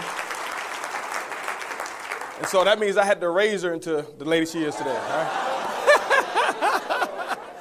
No, I know that was going to get me in trouble. But anyway, guys, we're really excited about what's going on here. But the first thing we have to do is this, guys. We have to give credit where credit is due. There's some other people that have really contributed to our success in this business. And, we have to thank our upline. Because the thing I'll tell you guys is this. You know what? If it weren't for the people in our upline, guess what? None of us would be here. None of us would be here. So I have to thank Lisa Head and Tex Sandlin, and I have to thank Ron Goles for taking me by the hand when I first got started. He said, hey, listen, I'm going to show you the business side of this entire thing. So, I have to thank Susan and Gary Walsh. Our upline platinums. Guys, those people are what I call the heartbeat of this company. They are the absolute heartbeat of this company. Just transparent, just totally transparent people. And those are people that if you ever need them, guess what? They are there for you. So I'm so fortunate to be a part of their organization. It's just incredible. And then what else can I say about Brad and Marcia, guys? If it wasn't for the vision that they had, if it wasn't for the trials and tribulations that they had gone through, because they could have given up on this industry a long time ago. They could have said, hey, listen, we've had our ups and downs. You know what? Forget it. We're just going to go ahead and start us a traditional business. But because he still had the dream and he had a chance to look at hundreds of companies, and guess what? He chose this one here. And because he chose that company, now my wife and I, we have an opportunity. And that's one of the biggest reasons why we have the success that we have today is because of the mentorship and the direction and the guidance of Brad and Marcia Hager, guys. And I'll tell you one thing. If you ever want to be extremely successful, I'm not saying that you don't have other qualified people in your upline, but what we've done, if you want to know really what we've done, some people ask me, what's the secret? Since I've got involved in this business, and Brad can tell you, every time he's on stage, I just model what he's doing. And I look at the way that he does it, and I'm just taking notes, not on what he's saying, I'm taking notes on why he's saying it and the purpose behind what he's doing, because this guy is an absolute genius, in my opinion.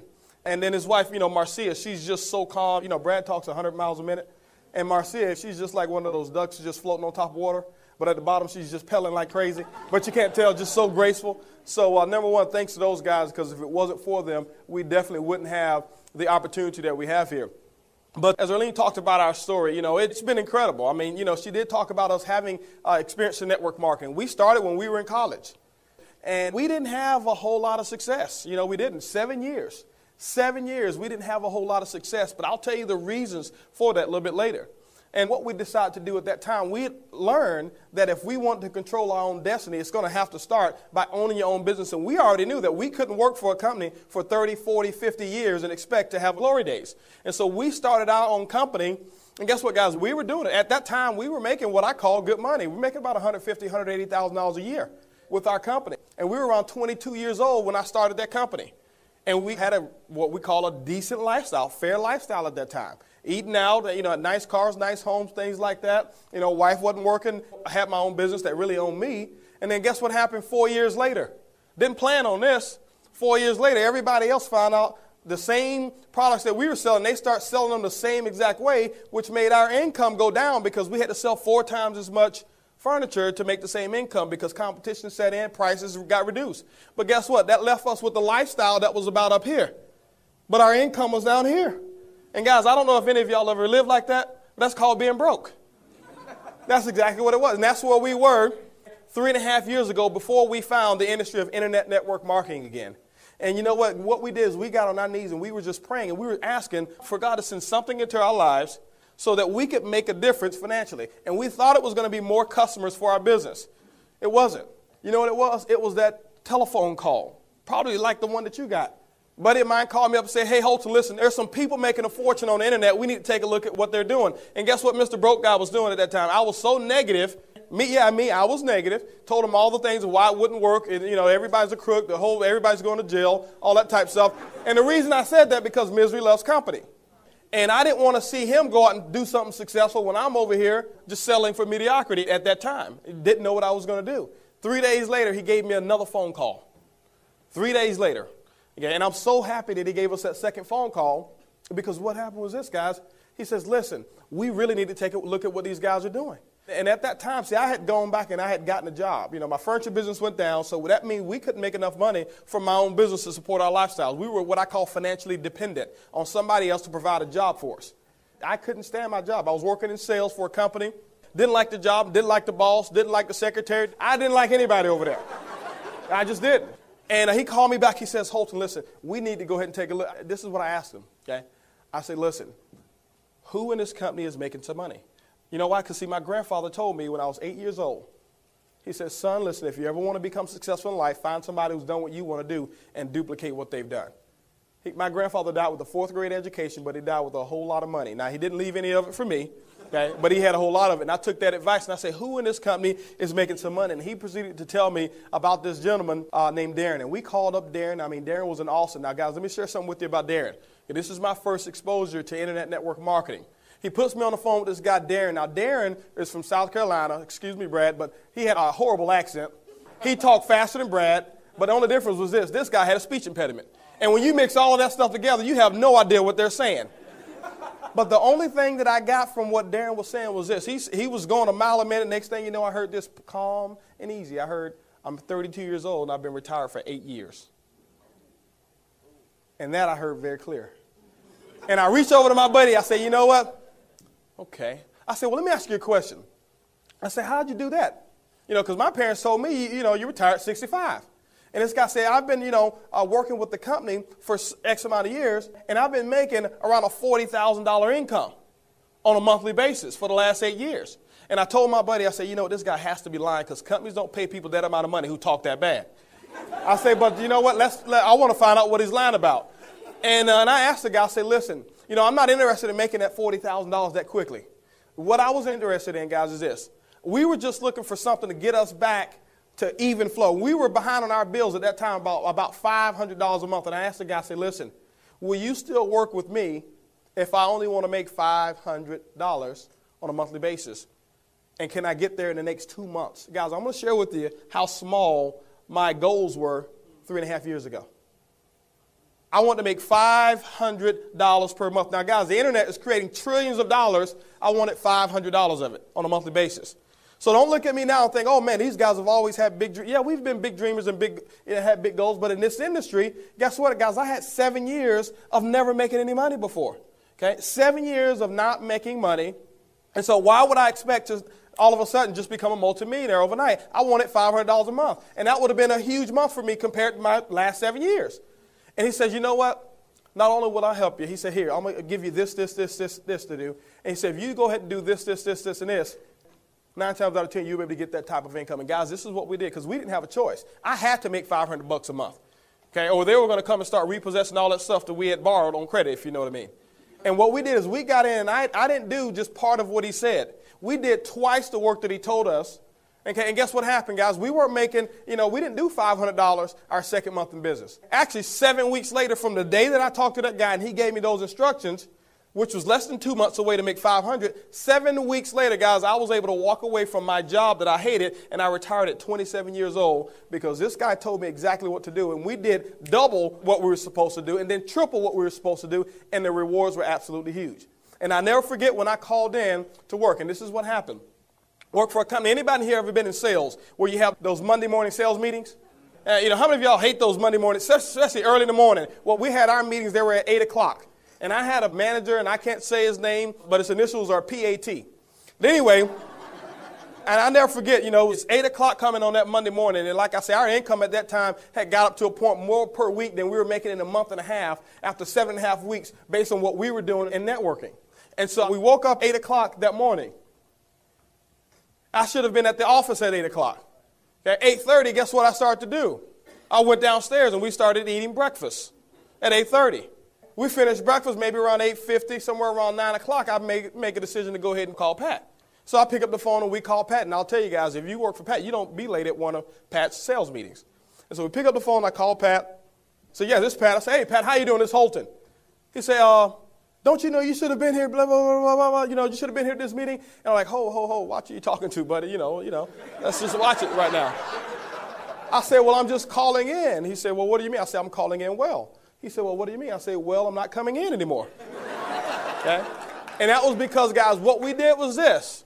What we did is we just put our nose down we didn't have a choice. It was like, it wasn't even an option for us. And guys, that's when success starts to take place. And this is what we did, guys, and this is the motto of what our story is. And so if people always want to know, well, HOLTON, what have you done since you've been in this company to become successful? Guys, all we've done is what I call eat the crust first. Well, what do we mean by that? Some people don't like pie crust, especially when they burn it. Well, I'll tell you what, if you just turn that pie around and you eat the crust first, guess what you have to end with? You have all the good stuff to end with. And so you got to get the hard parts out first. And so when it came to recruiting, when he told us, hey, listen, what you need to do is you need to sponsor this amount of people, I didn't like recruiting people. But guess what I did? I got the hard part out first, and I started recruiting the people, so we ate the crust first. He told us, hey, listen, HOLTON, you're going to have to learn this. You're going to have to learn that. Guess what? Those are things that I wasn't comfortable doing. Guys, you don't believe this. I know you don't believe this, but I used to be afraid to speak in front of people. Right now, today, even when I do presentations, I get jitters before I come up on stage. You can ask my wife. I get nervous before I come on stage. I'd rather not be talking in front of people. But guess what I had to do, guys? I had to eat the crust first. You know why? Because my joy of freedom and living the way we live right now is a whole lot bigger than my fear of speaking in front of other people. And when I'll tell you guys, this is what I had to realize. This is what I had to realize. You've got to do the uncomfortable things. You've got to do the uncomfortable things. The size of your dream will always be determined by the size of the obstacles that will stop you from achieving them. And so now our dreams are bigger than life because that's the only thing that's going to stop us from achieving our goals.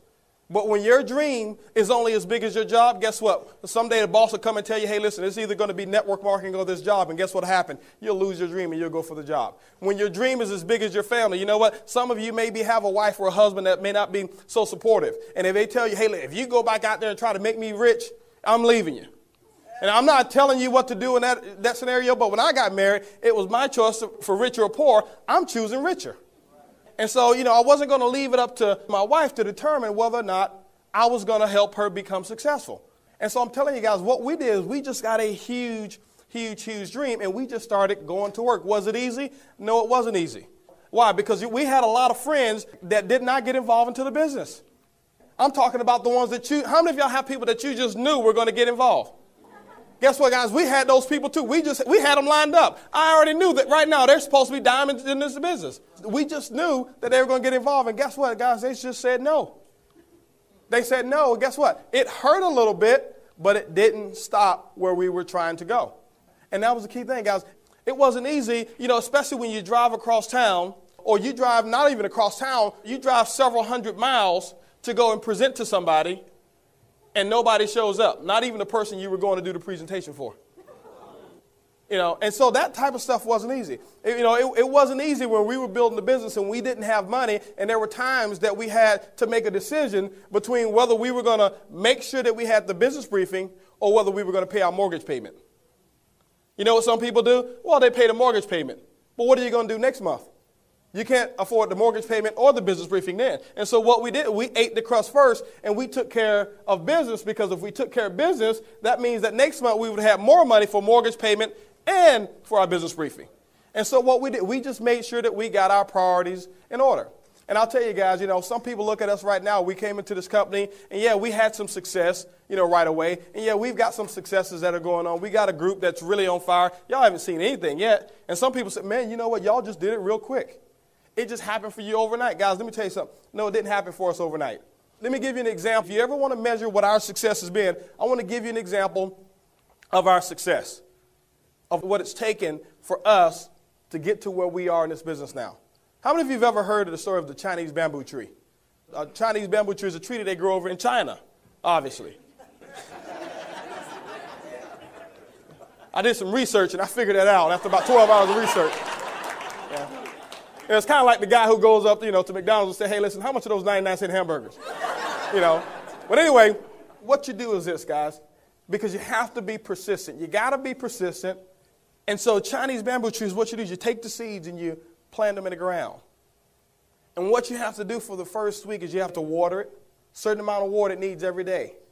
But not only for the first week, the second week, third week, fourth week, the first year, you're watering this plant. Guess what? You see no results whatsoever. Now, you don't see one single piece of evidence that you even planted some seeds. I'm talking about for a whole entire year. Guess what happens the second year? You have to water it every single day, a certain amount of water. And in any day or any time period or any time frame within a 5-year period of time that you miss watering this plant, giving it the proper water and nutrients, guess what? You have to start the entire process over. And for 5 long years, you will continue to water and go out there every single day and water, and you don't see any results. And I draw a parallel because, there were times before when we weren't as good showing the plan. We go out there and show the plan, won't sponsor. We'll show the plan, won't sponsor. We'll share the plan, don't sponsor. We'll share the plan, don't sponsor. We'll share the plan, don't sponsor. We share the plan and don't sponsor. So we weren't seeing any results coming in. But guess what happens with the Chinese bamboo tree after 5 years of persistent and consistent activity?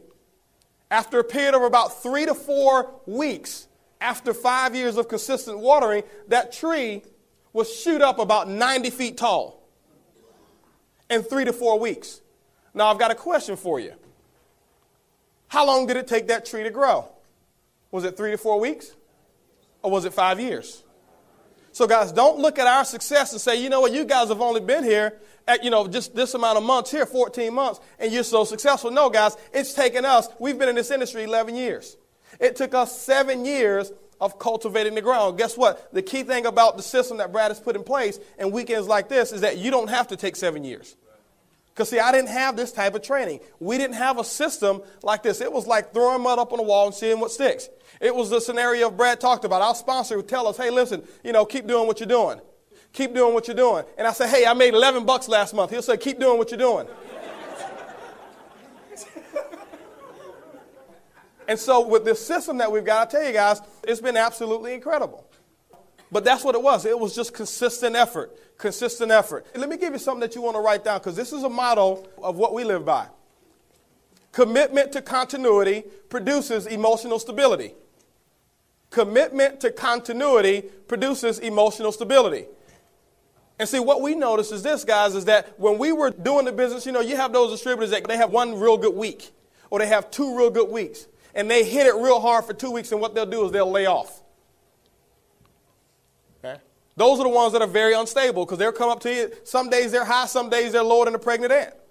And so what we wanted to do was this. We wanted to make sure that within a certain time frame, and what we did is we made sure that we locked out 90-day segments that we were completely consistent. Okay? Because I could only be so consistent and so focused for 90 days at a time. And then maybe we take a week of, a break or whatever, and then 90 days again, we just hit it.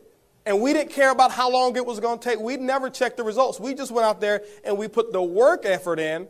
And then afterwards, we start looking for some signs of success. But we already knew that if you plan, we were going to receive. We already knew that if we did exact same things that Brad talked about, that we were going to have the same incomes that he'd have. And that's all that we've done since we've been involved in this company. That's it. But the biggest thing was this, guys. We developed a huge, huge, huge why. We developed a huge, huge, huge dream. And that, I think that's the catalyst. That was the focal point. And we just let those long-term dreams and those long-term goals not stop us when we had short-term failures. Okay. Long-range dreams and goals keep you in the game when you have short-term failures. But when your goal is just, what are you going to do next week, and you don't accomplish it, that's what wipes you out. And all we've been doing now, guys, is we've just been sharing the story. People say, man, you guys are great at presenting. Guys, it's not about presenting. You know what we do? We just get up and we share our story with passion. You know why? Because I can look each person in the eye that I bring into this business without a blink, without a doubt, they can be successful in this business. And we believe that they can be successful in this business. And so when people get in, when we talk to them about the business, they don't get in because we make X amount of dollars per week. They get in because they know that we believe and that we know that we can help them make money. And if you're having a problem bringing those people into the business, check your belief. Check your belief level. It's not the program. It's not the people. It's not the system. It's your belief level. And guys, what are some of the results? Well, what does it accomplish for us? Because, sometimes you come here, you get all of the training, and you get the why, and you get Brad did an incredible job on getting you right yesterday. And then we talk about, the systems, the ad programs that he's put in place, but sometimes you don't see enough of the results. You don't see enough of the results. I just want to share with you in the last couple minutes, well, what has it meant for us to be successful in network marketing? What awaits each and every one of you if you just go out there and be consistent and persistent 90 days at a time in 90-day intervals and make a decision that you're going to work this business and quitting is not an option? First of all, if that's an option, it's not going to happen. Well, let me tell you what some of the results are. When I had that job, I told you I was able to flush that job. And now we've been financially independent since I was 27 years old. That was 3 years ago. Okay, guys, it's great to be able to earn your own money. You know why? Because I know if anything ever happens, I already know that I'm confident in our ability to go out there and create the income because I never got job dependent. So we were financially independent. That means now, guys, we sleep when we get tired of staying up. We wake up when we get tired of sleeping. Guys, that's fun. Okay, we don't even have a clock in our room, in our bedroom. You come to our room, we don't have a clock in our bedroom. You know why? We don't have anywhere to be if we don't want to be there. And all we wanted, guys, we really just wanted the taste of freedom. We have a 5-year-old son that she talked about.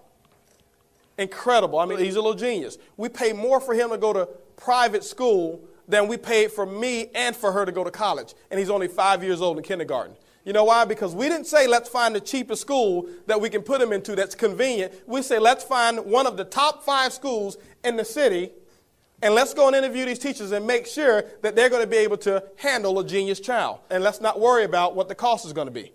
But you know what? That's called having choices, guys. That's called freedom. Guys, and I'm not embarrassed to say, we were able to go from having a car that we had to turn back into the dealership a while back when finance was real bad with our furniture business, to going out to the Lexus dealership and using the one payment plan. And we went out to West Side Lexus, you know, and I never forget, I went over there and we talked to the guy and I say, that's the one I want, big LS 400 sedan. And he says, well, yeah, man. He said, how's your credit? I said, well, that's another story. I said, but I'll tell you what I'd like to do is this. We like that car. He said, we can put it into 60 payments for you. I said, great. I said, can I pay all 60 payments at one time? And guys, we purchased our car cash money. No payments at all. That's what this industry has been able to do for us.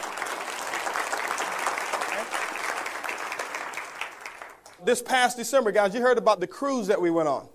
And guys, guess what? We've got 3 to 4 countries every single year that we'll go into different than the United States. We never thought about going to different countries. To us, Galveston was a great vacation. And so now those are the type of plans that this industry of network marketing is giving us. It's those type of freedoms. For Christmas, I was able to spoil my wife with a beautiful 4.5 carat diamond ring. Guys, if she has it, if you ever want to see it, she'll show it to you. You don't even have to come up there too close. You can see it from across the street over there. But guess what, guys? With that ring, but let me just share with you what the fruits have done. I'm showing you what the 90-foot tree has done in a short period of time, but the 7 years of planning it took to get it. 4.5 carat diamond ring that we were able to purchase, it cost more than my first brand new car, and we paid cash for the ring. Don't have any payments on it. We didn't finance it. Okay? Guess what? She just turned 30 years old last month, and this is what we did. We threw her an incredible surprise birthday party. Some of you had the pleasure of being there. And we didn't just do it second rate. We didn't just say, okay, well, I'll tell you what, we're going to have a birthday party. We're going to just surprise her and say happy birthday. No, when you pulled up to our house, guess what? We didn't want, we knew it was going to be a lot of people, and we didn't want you to have to park all the way around the corner. So we had valet parkers at our house to pick you up at the front of my house and drive your car around the corner. And they ran back in the cold rain and stood out there. We had a live band, a 4-person band to be inside the house for music. We didn't want disco, we didn't want just a radio or just somebody spinning CDs. We wanted live music. I called up her mom and I said, hey, listen, I'm throwing your daughter a birthday party. Why don't you get on a plane tomorrow and I need you to be here and we're going to surprise her with that. We're just looking for all type of extras. We called up one of the companies that provided the nicest food there. We had them professionally cater the whole house, the sweet parts. And I'll wrap it up with this, guys. What this whole weekend is all about. When God was putting together human creation and he had gotten everything done, he had figured out where he was going to put our mind. He figured out where he was going to put our right arm and our left arm and all that stuff. And it was 2 things left that he was looking to place. And that was success and happiness. And he had 3 little helpers, and one helper, was thinking, they say, well, you know what, I'll tell you what, we need to make sure that we take happiness and success, and we need to put it somewhere far, far away because we want man to be able to, challenge himself and go and get it, because if you give it right to him, it's just going to be so easy. And so the first little guy said, hey, I'll tell you what, why don't we do this? You see that mountain up there? Let's put it high, high, high up on the mountain, because you know what, nobody's ever climbed that mountain so far, and I doubt if he'll ever get it. And we'll make him stronger just because he tried to go and get it. And then God thought and said, well, you know what? Somebody will eventually climb that mountain. And then the other little helper said, you know what? Why don't we do this? Why don't we go way out there into the ocean, miles and miles and miles out, and let's just put happiness and success way down at the root, at the floor, thousands of feet below, because nobody will ever go down there and find it. And then one of the elves said, well, you know what? Somebody eventually will go out there and find it. And then the smartest little helper said, well, I'll tell you what. Why don't we take happiness and success and put it right inside of man? Because you know what? 9 times out of 10, he'll never look for it. And so, guys, what we're saying is this: freedom, happiness, success. Guess where it is? It's right there inside you. And all you've got to do is open up, eat the crust first, and it all belongs to you, guys. We love you. Congratulations to each and every one of you, guys. Awesome.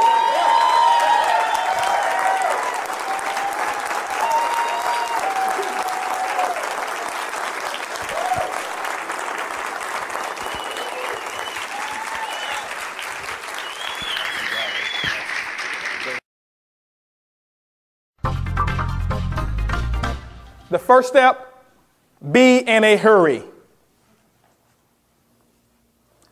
Be in a hurry. Well, what do you mean be in a hurry? Be in a hurry.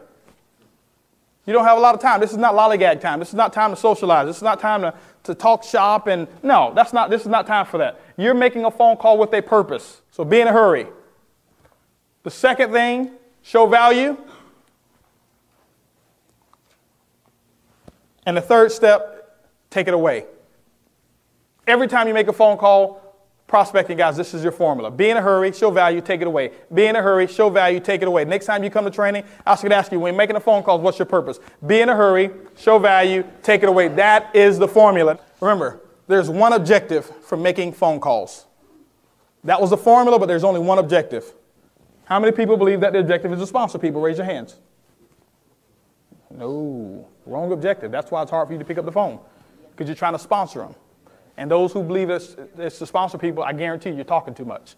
And if you're talking too much, people are not coming out. When people are not coming out, you're getting frustrated. How many of you have felt like that before? You follow what I'm saying? The purpose of you making a phone call is to collect a decision. What do you mean collect a decision? I'm a decision collector. Matter of fact, I think I'm going to put that on my business card. HOLTON BUGGS, decision collector. It's a conversation piece, first of all. But you're a decision collector. What do you mean? I just collect decisions. I get paid for decisions, yes and no. I'll show you how you get paid for people telling you no. How many of y'all love to get paid for people telling you no? Some of you say, man, I'd be platinum already if somebody, I'll show you how to do that, okay? Now, this is what you do here. You're going to be in a hurry. And I'm going to do some role play here. And I've got my list. I've got posture because I don't need anybody. I've got 500 people on my list, and I've got to get through them quickly anyway, so I don't care if Larry tells me he's not looking. I'm just looking for a decision. So I'm going to get on the phone, and I'm going to start the call, and I'm going to give you a couple of examples of scripts that I've used in the past. Now remember what these scripts are. Scripts are typically, or really nothing more than a guideline of things that you really can stay within those lines, but more importantly, things that you should not say. That's what a script is. But you take that script and you incorporate it with your own personality. Everybody doesn't have the same personality, and things that work for me exactly the way I do them may not be the same to fit your personality. You follow what I'm saying? So now, can you use an exact script? You sure can. I didn't get this script right here that I'm going to give you. This wasn't originated by me. I learned this script from somebody else in network marketing who was a multimillionaire. And I took exactly what they said and made it work for me. I pick up the phone. First thing I'm going to do is I'm going to call. And let's say I've got Regina at the top of my list. Regina's on my list, and I'm going to give a phone call to Regina. Remember, what my purpose is to collect a decision. My formula is to be in a hurry, show value, and take it away. So Regina picks up the phone. The phone rings, ring, ring. Hello. Hey, how you doing, Regina? This is HOLTON. What are you up to? Doing great. Listen, Regina, I'm about to walk into a meeting. Don't have a lot of time, but I needed to ask you something real quick, Regina. Okay. Regina, if I found a way to make a fortune on the internet in the next 6 to 12 months, would you want to know about it? Absolutely. Listen, Regina, I'm working with some people right now, extremely successful. I'm about to meet with them shortly anyway. 7 o'clock at the Hilton Southwest Hotel off of 59 in Hillcroft. I need you to be there professionally dressed. You can be there at 7 o'clock, can't you? Sure I can. Great.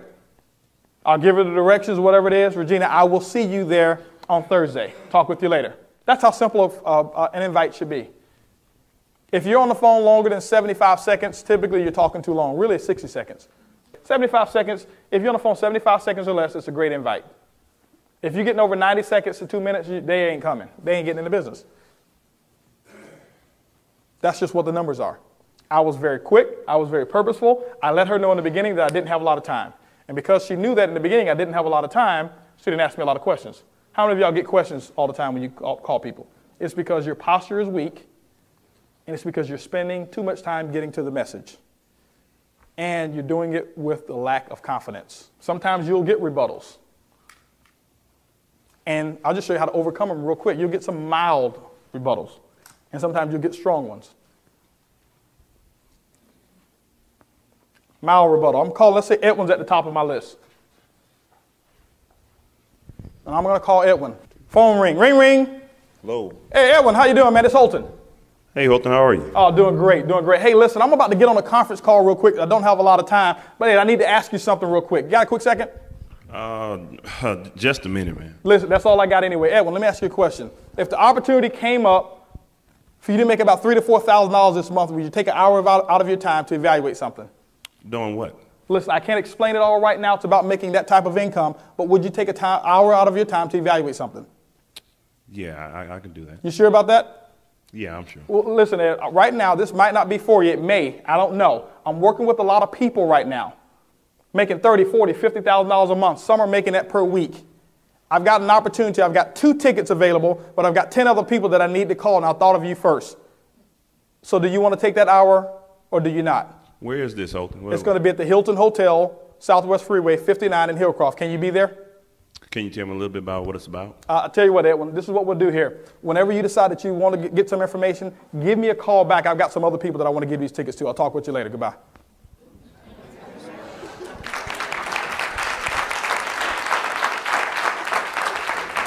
I've already told him I don't have a lot of time.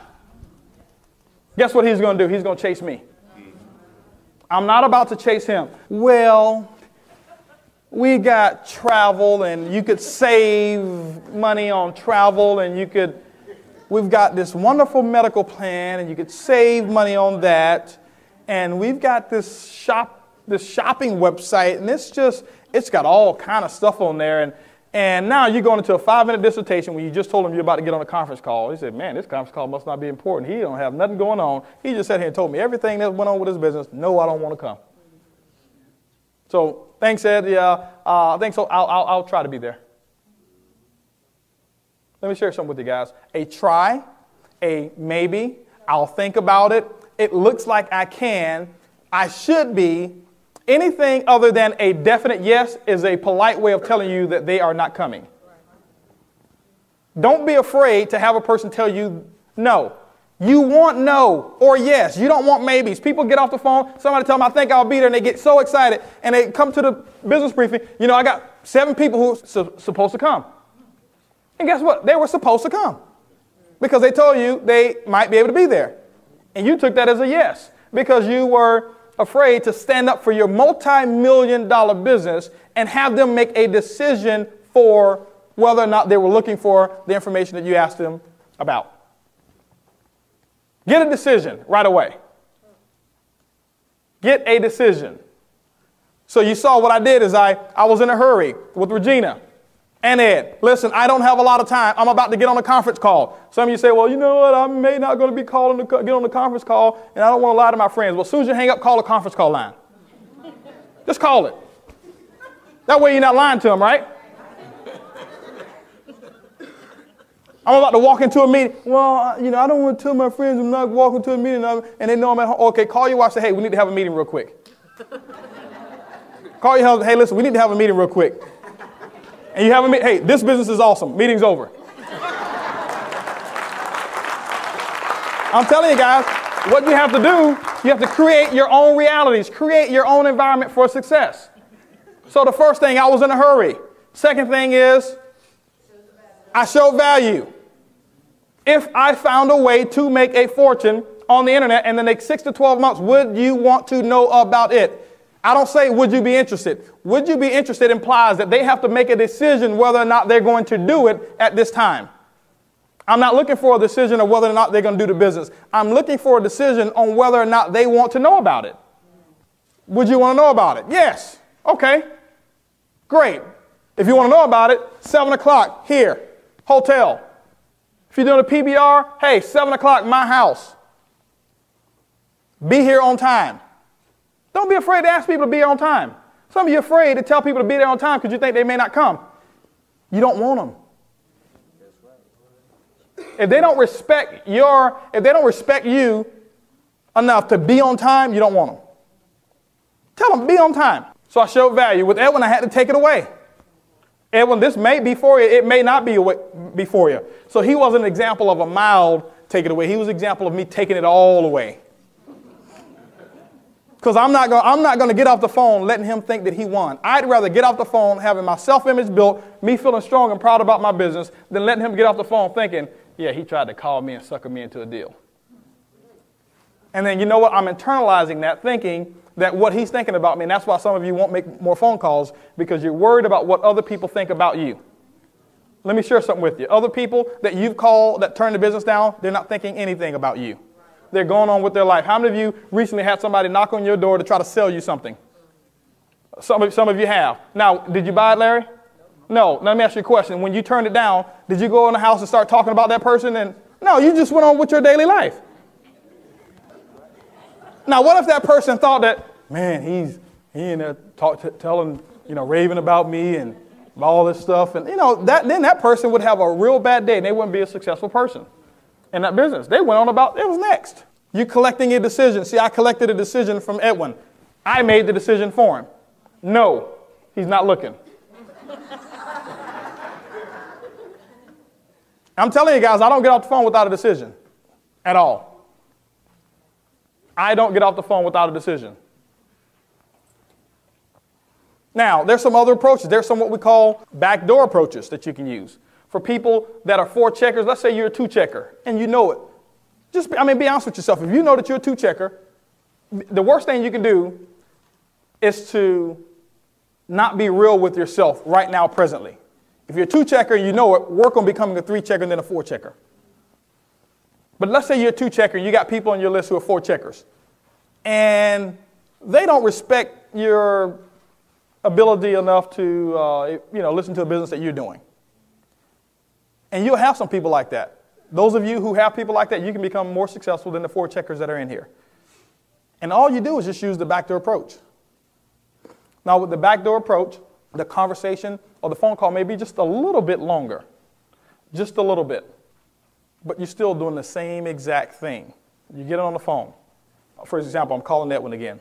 Hey, Edwin, how you doing? This is HOLTON. Now, let's just say I used to work for Ed. And Ed was this big guy, multi-millionaire, and, I used to work for him. So, typically people who work for somebody else, that other person normally is has the authority, if you know what I mean.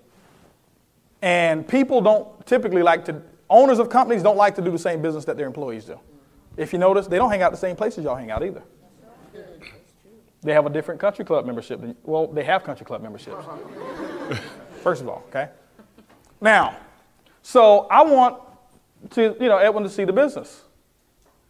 And so I have a lot of respect for him. And I know he has respect for me in terms of knowing that I'm an honest person, knowing that I'm I'm a go-getter a little bit, and knowing that I'm somebody who wants to achieve some things out of life. So I call Edwin up. Hey, Edwin, how you doing? This is HOLTON. Hey, HOLTON, how are you? I'm doing absolutely incredible. Edwin, listen, I don't have a lot of time, but I want to know, is this a busy time for you? Do you have a quick second? I need to ask your opinion, and I need some advice on how you can help me. Oh, absolutely, HOLTON. Go ahead. See, people love to help people. Especially people in those positions, they love to help people. So what I'm going to do is this. He says, yeah, sure, go ahead. Edwin, listen. Recently, I just came in contact with some very successful people like yourself who are making $30,000, $40,000, $50,000 a month. I know he's not making that, so I'm putting him in that category. And the information looked good. But you know what? I'm a little confused here, and I would like to have your opinion and your evaluation on whether this is the right opportunity for me. I can't explain the details, but I want to know if you may be willing to take your time out for an hour of your time to evaluate it. And what I'll do is, I'll pay for lunch for us or something like that, or pay for dinner for us, and we go have dinner afterwards. But that would be doing me a big favor. Could you carve out an hour of your time to help me out in that way, Edwin? Oh, absolutely, HOLTON. Great. Well, listen, what I'll do is this. This is the directions. The location is going to be here. It starts at 7:20. They recommended, to get there just a little bit early to meet one of these very successful people who are going to be presenting. And I'll see you there at 7 o'clock. Okay. Sounds good. I'll be there. Thanks a lot. I really appreciate that help.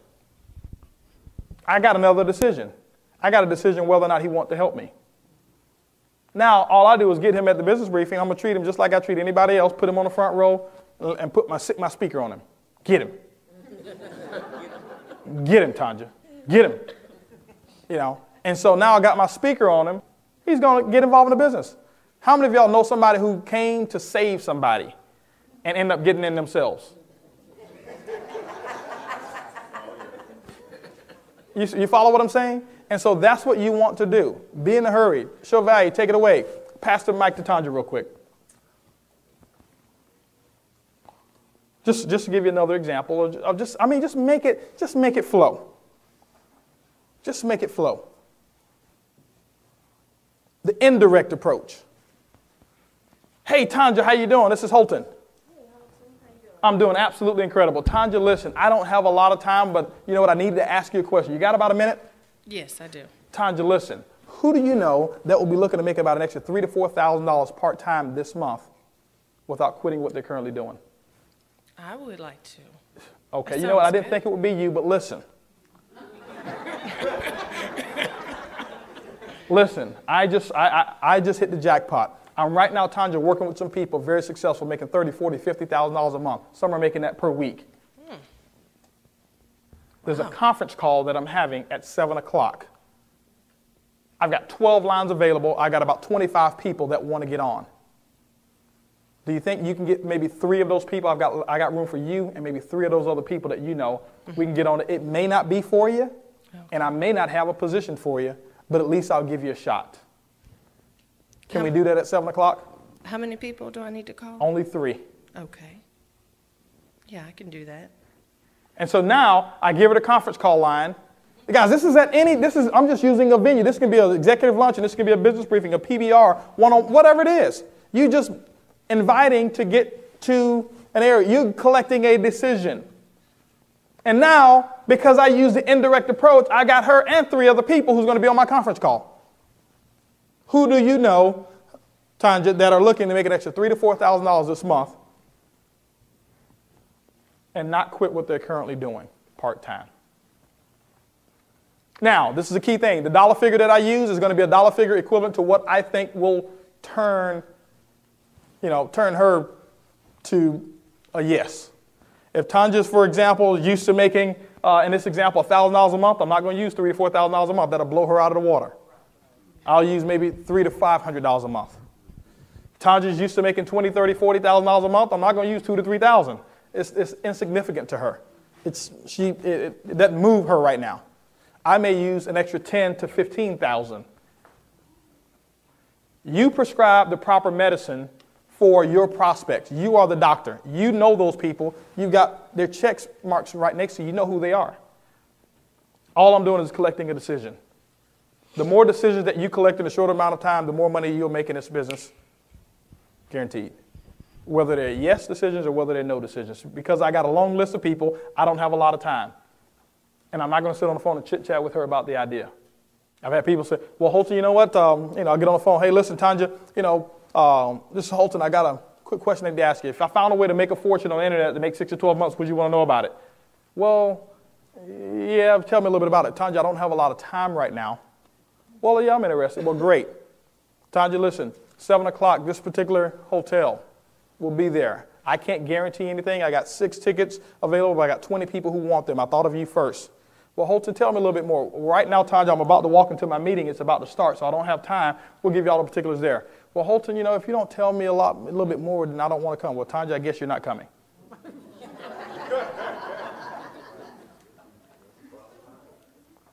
Thanks for the 50. What do you mean? Tanja, I collect $50 for every person who tells me yes or no, and you just made a decision. Thanks a lot for the $50. Well, how did you do that? Tanja, 7 o'clock at the Hilton Hotel Thursday night. You follow what I'm saying? Now, you may say, well, how in the world do you collect $50? Let me give you an example. My first meeting that I had in this company here, I invited 10 people. I made a list of 20. I actually made a list of I had 71 people that I made on my list in I think it was my first 2 days, 2.5 days. 71 people I put on my list.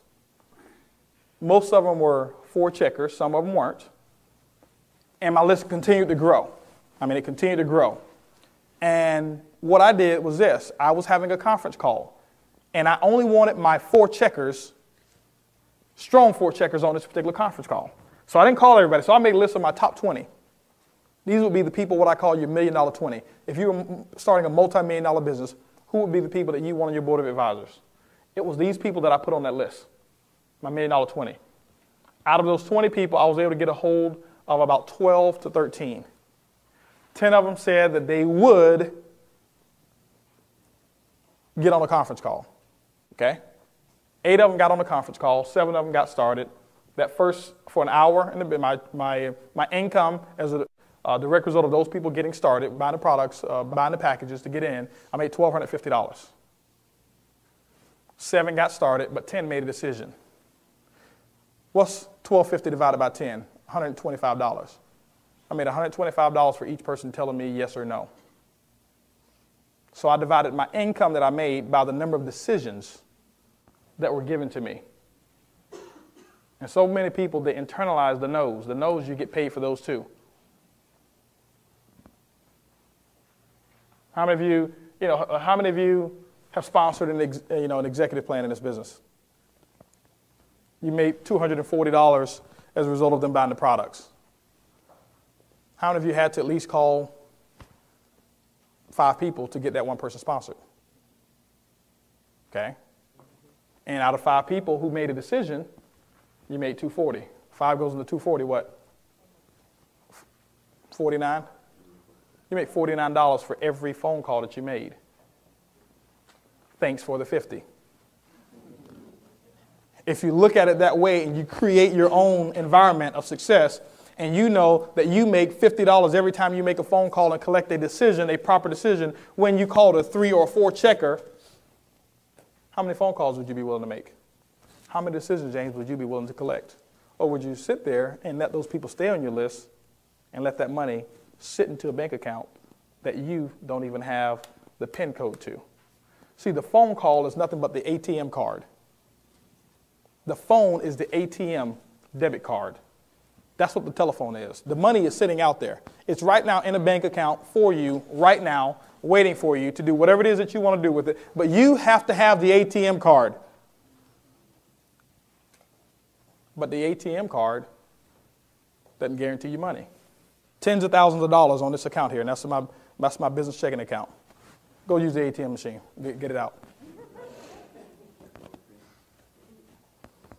See, the phone is the ATM card.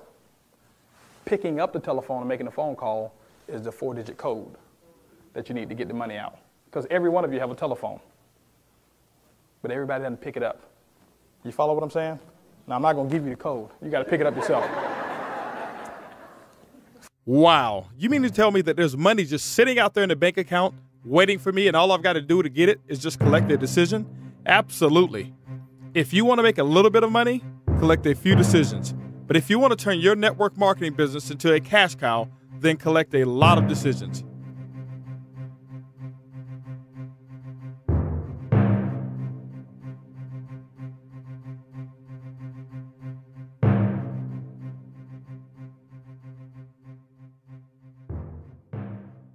While the techniques and approaches suggested here have worked for others, no one can guarantee that they will work for you. We sincerely hope, however, that the ideas presented here will assist you in building a strong and profitable business. This has been a 3K Marketing Group production. Unauthorized duplication of the CD is strictly prohibited. To purchase this audio program, go to www.3kmg. Well, congratulations. You've made it all the way to CD4. Here you're going to learn some of my most favorite skills: 3-way calling, the importance of edification, and also the importance of events. What we want to cover right now, we've gone through the dream. We've talked about reasons why. We've talked about the importance of list building, contacting and inviting, the importance of a sense of urgency. We've talked about how to build through the cold market. What we're going to talk about now is 3-way calling and the importance of edification. This one here, guys, is so important. I want you to understand the importance of this tool. Remember what we talked about. Tools are just nothing more than systems or mechanisms that make doing your job a whole lot easier and simpler. 3-way calling, in my opinion, is one of the most important tools in network marketing. I think it's the most underutilized tool in network marketing as well. Why is that? Is because we have a system of education and most people have not gotten that education and they don't understand the importance of it. So what I want to do here is I want you to pay close attention to this one here. Because if you want to really skyrocket your business, if you want to start building a massive organization, guys, learn how to do 3-way calls and learn how to teach your people how to do 3-way calls. Teach your people how to do three-way calls, and I'll tell you, you will make an absolute fortune. There's several different methods of exposure that we have in the business. Several different methods of exposure. And I think the baseball diamond really simplifies the steps that you process a new prospect. We have several different modes of exposure. We have executive luncheons, you have business briefings, you have one-on-ones, you have two-on-ones, you have conference calls, you have a sizzle line, you have PBRs, you have several different modes of exposing the business. You can do 3-foot rule, you can do tape handout. And so with those several different modes, each of those modes are very important, but that's just the method of exposure. That's only the method of exposure. So we talk about the zones as well. The white zone is what? Massive exposure. That's when you should understand what your plan is for this month. How many people you're going to send to a business briefing? How many people you're going to have go through an executive luncheon? How many people you're going to do a one-on-one with? Know what your numbers are before you even start the month. I was listening to Jim Rohn and he said this. He said, when should you start your week? As soon as it's finished. To go out and try to start building a week before you've designed it is kind of crazy. What if they start building this hotel before they had it finished up here? Wouldn't work. You follow what I'm saying? So have a purpose. Be on purpose. There's no success by accident. And so understanding this three-way calling is going to be very important to your success in the business. Now, I'm not going to go through the entire warm market training. You've had that before, but I want you to understand something here. You've got your prospects up here, and what your goal is to swing. Your goal is to swing. That's just the sifting and sorting that we're talking about. You sifted and sorted. You got them to first base, and that was to get them to one of these events. Here is the sifting and sorting process. This is what we talked about when you first start building a list and your invite, your approach, contacting and inviting. You've gotten them to one particular event, whether it's a business briefing, whatever it is, any method of exposure. That's first base. That's important. But the key thing is this here. You're trying to get a score. Your goal is to score. Once you've got them here, once you've gone ahead and swung, your goal is to get them to first base and to get them to second base. Sometimes they go all the way from second base and they'll come in to score. Sometimes you have to get them to third base. Well, how do you get them to other bases? It's what we call BAM FAM. BAM FAM. BAMFAM. Book a meeting from a meeting. You book a meeting from a meeting. Well, guess what? A three-way call is a meeting. In my opinion, it's one of the most important meetings that you can have in network marketing. Because now this is when you're going to start passing the buck. You're going to start passing on and allow somebody else who has the credibility to use their credibility to close your prospects. So the three-way call is very important. Let me give you a couple of elements and some etiquette on three-way calling and the importance of the edification on three-way calling. First of all, when you're doing a three-way, you want to make sure, if at all possible, you set up a time with your upline to do a three-way. If at all possible, set up a time. Now, sometimes you just may be at the spur of the moment. You have a prospect, a hot prospect. You haven't set up a time. You know that you need to bam fam, and getting them on the phone with your upline leader. If you may need to get them on the phone with Derwin, get them on the phone with Regina or Ed or whoever it is that you may need to get them on the phone with right away, and you may not have an appointment. That's okay. Try to have an appointment. That way, we don't have to rush. And that way, you don't have to not have your upline be available. So what you're going to do is get them to set up a time. The second thing that you want to do is this: make sure that you be on time. If you set up a time at 3 o'clock, 3:03 is not acceptable to call. 3:01 is not acceptable to call. Don't call at 3:05 and say, hey, listen, I've been trying to get him and I can't get him, so we're just going to have to cancel the call, because next time you try to set up an appointment, we may not be available because you've already set up a system and a habit to let us know that you're not going to honor the time that you set up. So if you can't get them, your upline needs to get a call at least 5 minutes beforehand. Say, hey, listen, I have not gotten him. I'm just calling to let you know that I haven't gotten my prospect. I'm going to try to get him, and I'll call you back right at 3 o'clock if I don't get him. Or I'll call you back a minute before 3 if I can't get him. But that way we at least know where our time is going to be spent. The key thing is this, guys. It's very simple and easy to put people in this business, and there's thousands of people. Some of you are going to have hundreds, and some of you are going to have thousands of people in your group, and you're going to be doing three ways left and right, and you just want to make sure that your time is well spent or well invested. So honor the time. Make sure that the person has seen a presentation. Don't go from sifting and sorting to second base or to a three-way. Don't book them to the first meeting on a three-way call. Why? Because what you're asking your upline to do is sell the business for you. That's not our job. I don't sell the business at all. Anybody I have to sell the business to, I'll have to sell them to come to a function. I'll have to sell them to buy product. I'll have to sell them on being on auto ship, and I'm not in the sales business. I'm in the business of developing and mentoring people who want to make a 6- and 7-figure income. And I can't develop somebody who I need to sell to do the things that's required to build a business. Make sure that they've been exposed to the business. Why? Because I don't want to get on and have to talk about the products and services that we market. I don't need to get on the business and have to explain to them for the first time that we have a cold market program, an ad program. I don't want to get on for the first time and have to explain the different industries that we participate in through our company. That's not what I want to do. The purpose of a 3-way call is for somebody else that you've edified to validate what they've just heard. Remember I talked about social proof? People need social proof. This gives them the social proof that somebody else is doing it, somebody else is having success, and that we have a testimony. Now, edification. You want to make sure that you've already edified your upline or whoever's doing the 3-way call for you, and it always is your upline. Never cross line, never somebody in your success team as well. It's always upline. Let me share with you what I call the edification triangle. The edification triangle. And then we'll get back to the process of edification. If you look here, this is a triangle. This is you. This is your prospect. And this is your expert or your upline. I want you to understand something. Well, why is it important for you to get validation? Because people who know you personally, they know you. That's the problem. That's the problem. You can't beat your own chest. You can't tell them how great you are, but guess what? Somebody else that you edified, they can. And we can make you look like a hero, but you can't do it yourself.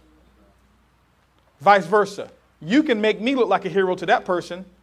I can't get on the phone and talk about how great I am. I can't talk about the money I've made. I can't talk about all of those things, but you can do it for me. That's very important, guys. The edification is incredible. This is the key thing here. The people that you know will listen to somebody that they don't know before they'll listen to you. That's people. If you understand people, you'll make money. So between you and your prospect, there's what we call trust. They do trust you. They know that you'll never do anything illegal, immoral, or unethical. They have trust for you. I want you to understand this edification triangle. There's trust. Between you and your prospect, there is trust, but there is no respect. They don't have the respect that you can help them make a 6- or 7-figure income because they know that you just borrowed $200 from them 2 weeks ago. You follow what I'm saying? Does that make sense? They don't respect your ability. That's why people say, well, I've been trying to get them to a meeting and they aren't coming. That's why. You are trying to sell them, and they already know that you're 2 months behind on Visa. They already know that you had this repossessed. They already know that stuff, and they're like, man, if she was making so much money or he was making so much money, why did they borrow some money from me? So they don't have any respect for you in that sense. They understand what even if you're doing okay right now, but they know your past. See, I couldn't sell the people, or I couldn't present and tell the people how great the business was, even after I had made a lot of money in this industry, because people knew what my past was. They knew what my past was. That's what they remember. You follow what I'm saying? But they do have trust for me. They know I wouldn't put them in anything bad. They don't have any respect, but they do have trust. Between you and your expert, based on how you edify them, there is no trust because they don't know that person from Adam. But there is a lot of respect because of the things that you have said about your expert. Before you put a person on a 3-way call with your upline, make sure that you've edified. Now, you edify their accomplishments and the people that they've helped in this business. You edify their accomplishments and the people that they've helped in this business. Does that make sense to you? So, if I'm putting a person on the phone, and let's just say here, I got Derwin, and Derwin is my upline. Or I'll just give you an even better example of what I've actually done and how I've actually, the exact things that I've said. I'm putting people on the phone with Brad. Before I get Brad on the phone, I remember I've already established my appointment. He knows exactly what time I'm calling. I let them know. I say, hey, listen, I'm Bam Fammy. They went to an appointment. They liked what they saw, but they didn't make a decision. Great. I tell you what, I was talking to Brad. This guy's absolutely phenomenal. This guy went from $35 in the bank to over $300,000 in cash in his bank after he paid all of his bills in just 1 year, 12 months in this business.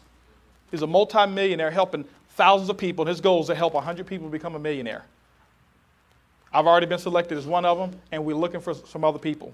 Brad told me that if I found somebody who was sharp like you, he'd take 5 minutes of his time and see if he can talk to you and tell you what he's doing to develop these millionaires.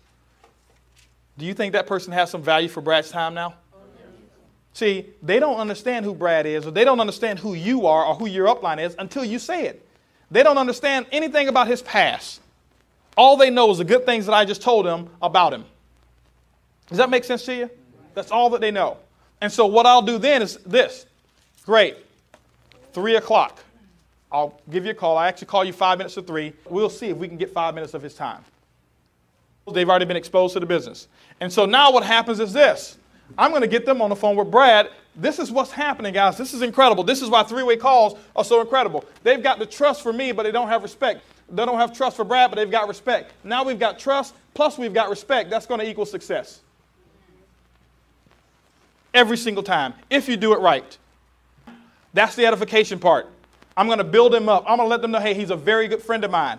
He's got a large organization. His time is very, very valuable. And I don't know if he can give you 10 minutes, but I'm sure I can probably get 5 minutes.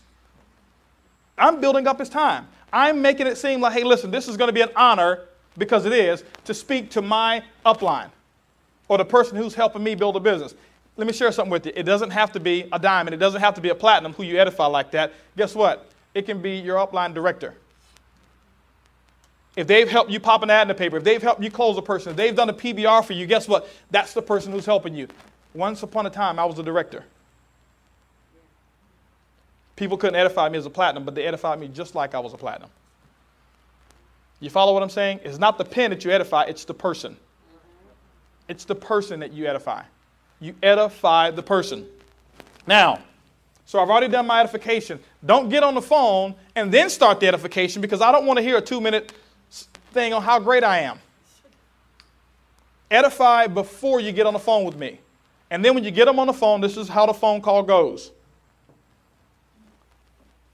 Hey, Brad, thanks a lot for giving me this opportunity to talk to my prospect or to talk to Greg. Brad, I know your time is very, very valuable. Greg's excited. He saw the plan. And you know what? His major concern was the amount of money that could be made. Or his concern was that he'd been in network marketing before and really wasn't able to build it, wasn't plugged into a system. Greg, I want you to meet Brad Hager. This is my upline. This is #1 income earner in the company. I've told you a lot about him. Greg, I want you to meet Brad. Brad, I want you to meet Greg. And I shut my mouth. I shut my mouth, and I don't say one other word at all. Zero, nothing whatsoever. Well, why is that? Who's the expert here? My upline. I'm not edifying me, I'm edifying him. As soon as I start to talk before I'm spoken to, what I'm saying is that he's not the expert. You need to be listening to me. And so what he's saying is not important. Because most of you are on the phone, especially the brand new people, you're so excited and you're thinking, oh, you know what? I hadn't heard him talk about the ad program. You didn't tell him about, you didn't tell him about this particular product. You didn't tell him about how you can save money on travel. You didn't tell him about this and that. Because, see, you're on one wavelength and we're on a whole nother one. That's why you always do 3 waves with somebody who's plugged into the system who understands people.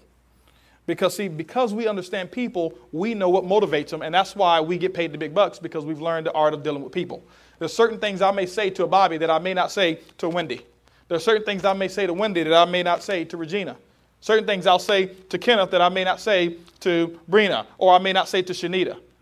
Because I'm there listening. See, the 3-way call is not about saying the right things. It's about listening. It's about listening and getting them to sell themselves. You've already done the edification. I'm not going to get on there and sell the business to them. So as soon as you talk, this is what happens here, guys. I want to just give you kind of an ironclad rule. This may seem kind of harsh, but after you do it a couple times, you'll understand how important it is. As soon as you start talking, the first time after we get off the 3-way, I'll let you know, give you a little bit of coaching. Second time you start talking, I hang up the telephone. I'll let you continue the conversation yourself. Hey, listen, I got a call I got to catch. I'll talk with y'all later. And I'll let you finish. I've done it a couple times. Guess what? The people have never, ever, ever come back and start talking again. Guys, that's very, very important. Don't start buying it back. This person is the expert. That means that they understand the business. You've edified them. They have respect for them. They don't have respect for you. So anything that you say is not respected. This is very important, guys. This is the edification and communication triangle when it comes to doing a three-way call. Your upline typically will ask for the check on that three-way call. We're going to ask for the check. Should we not get the check? Guess what we're going to do? Bam, fam. Bam, fam. Book a meeting from a meeting. They don't make a decision when they're on the phone with me? Great. Well, I'll tell you what, Willie. I understand that you had those concerns and you need to speak it over with your wife. Listen, why don't you do this here? Saturday morning, I'm having a training session. Why don't you come and get these questions answered? Because you know what? I want you to understand our orientation program. Saturday morning, 10 o'clock. Let me ask you a question, Willie. What do you have going on at Saturday that's going to put 6 or 7 figures in your pocket? See, I don't ask him, can he come? How many of you made your own decision to come? I don't ask a person, can they come? There's no bondage. None of you are in jail, except from 9 to 5. But anyway, just kidding.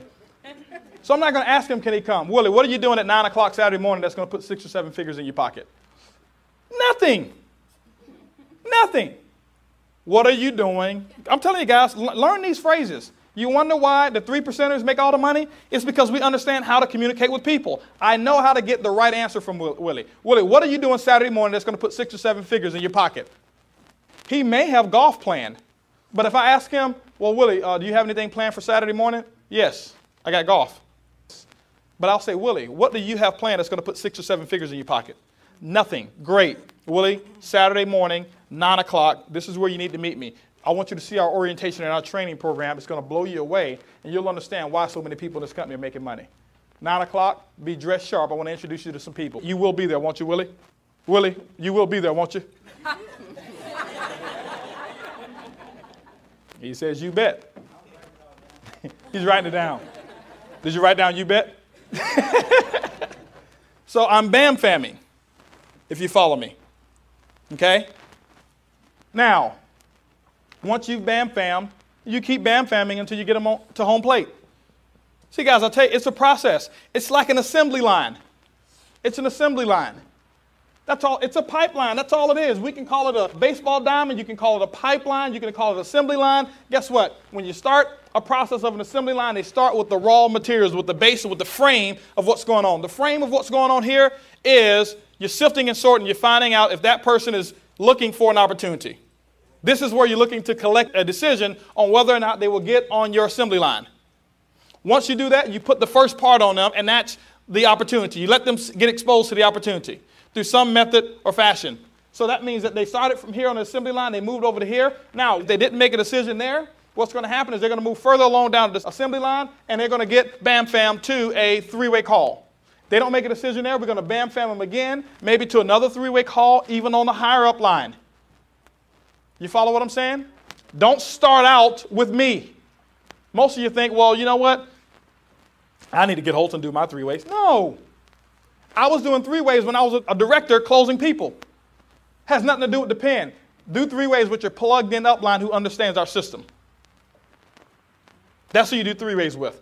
Why? Because, see, guess what? If you passed up Bobby and you went straight to me, or if you passed up me and you went straight to Brad, guess what? They may need another three-way call. Who are they going to do it with? Nobody. So you start down here, and then you start working your way up. You know what they see? Man, there's a chain of people that I have access to who understands this business, and each person I talk to made more money and more money and more money. And then they start to see that they have access to that as well. So if they don't get in there, guess what? We bam-fam them to a training. They don't get there, we bam-fam them to a meeting. Guess what? I didn't make a decision on the phone when I first talked to Brad. Guess what he did? He understood. He bam-fammed me to the very next meeting, which was that same day, and I was 1,000 miles away, and it was a $600 plane ticket, a couple $100 a night for a hotel, and I had 4 hours to make a decision. But what if he was some inexperienced rookie scared to ask me what am I doing to make a 6-figure, 7-figure income in the next 4 hours?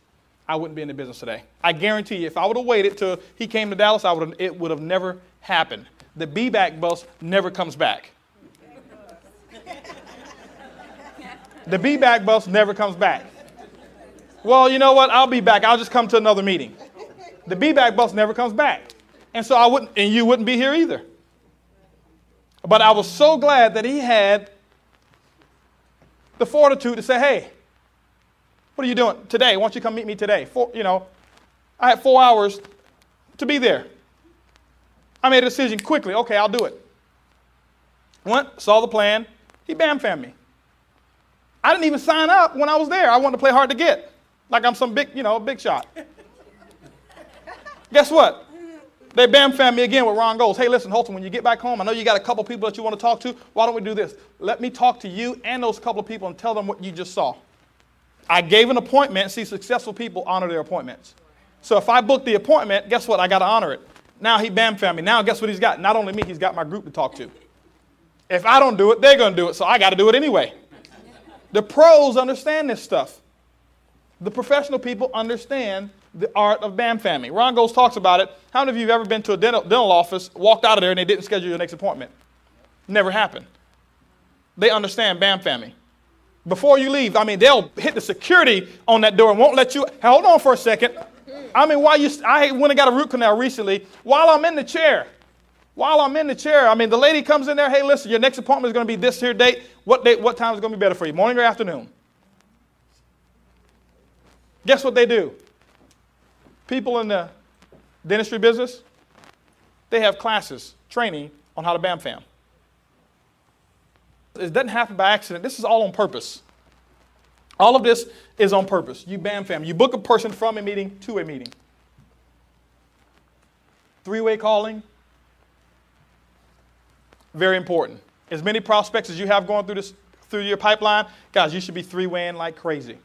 It's real easy to sponsor people. You know why some of your businesses are not growing to the degree of which you want them? Because you are not disciplined. Is it that you don't know how? All the information that I'm teaching you right now, all of you know how to do it already. You're just not doing what you know how to do. You'll get started here at home plate. You'll go to first base. You get so excited because they showed up at your business briefing or they showed up. You think you've already scored because they showed up. It's nowhere near over. They showed up, and guess what they'll tell you? Oh, this looks real good. Man, this is awesome. I think I'm going to do it. I'll get back with you. You say, okay, great. Awesome. Here's my phone number. Get back with me.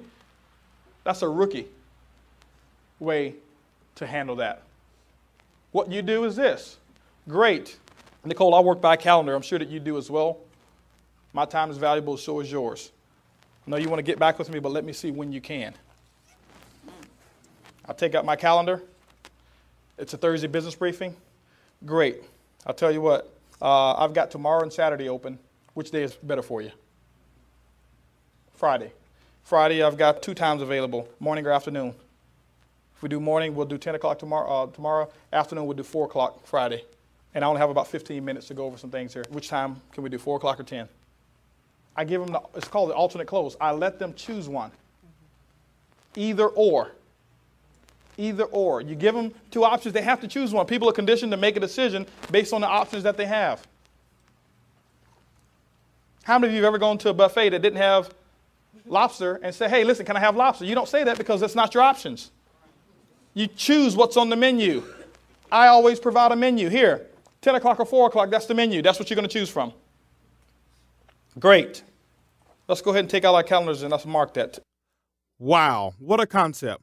You mean to tell me you take out a calendar when you bam-famming? Absolutely. Bam-famming without a calendar is almost certain to end in disappointment. 4 o'clock tomorrow. Tell you what, this is what I need you to do. Whatever the concern is, look over the website, all that type of stuff. Make a list of your questions so that we can get your questions answered and we can resolve and show you how to put some money in your pocket. Why do I do that? Because, see, if I let them tell me they'll get back with me, they're in control. If they're in control, they understand that you need them in their business, and they'll never call you back. Very, very, very seldom will they call you back. Now, when they see I do that, they understand that I'm a very serious business person. I run my business like a business. I don't care if they don't get involved in the business. I want them to know that I'm a very serious business person. So I booked that appointment. The other thing is this. If I call them back without an appointment, it's considered what we call hounding. Man, why does he keep calling me? See, tomorrow when I call him at 4 o'clock, I'm not hounding him because I had an appointment. I know who I'm dealing with. I have an appointment, 4 o'clock.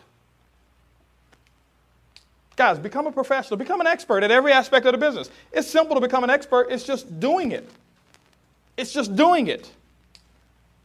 The thing I understand is this here. Only 20% of the people are going to do the information that I'm talking about.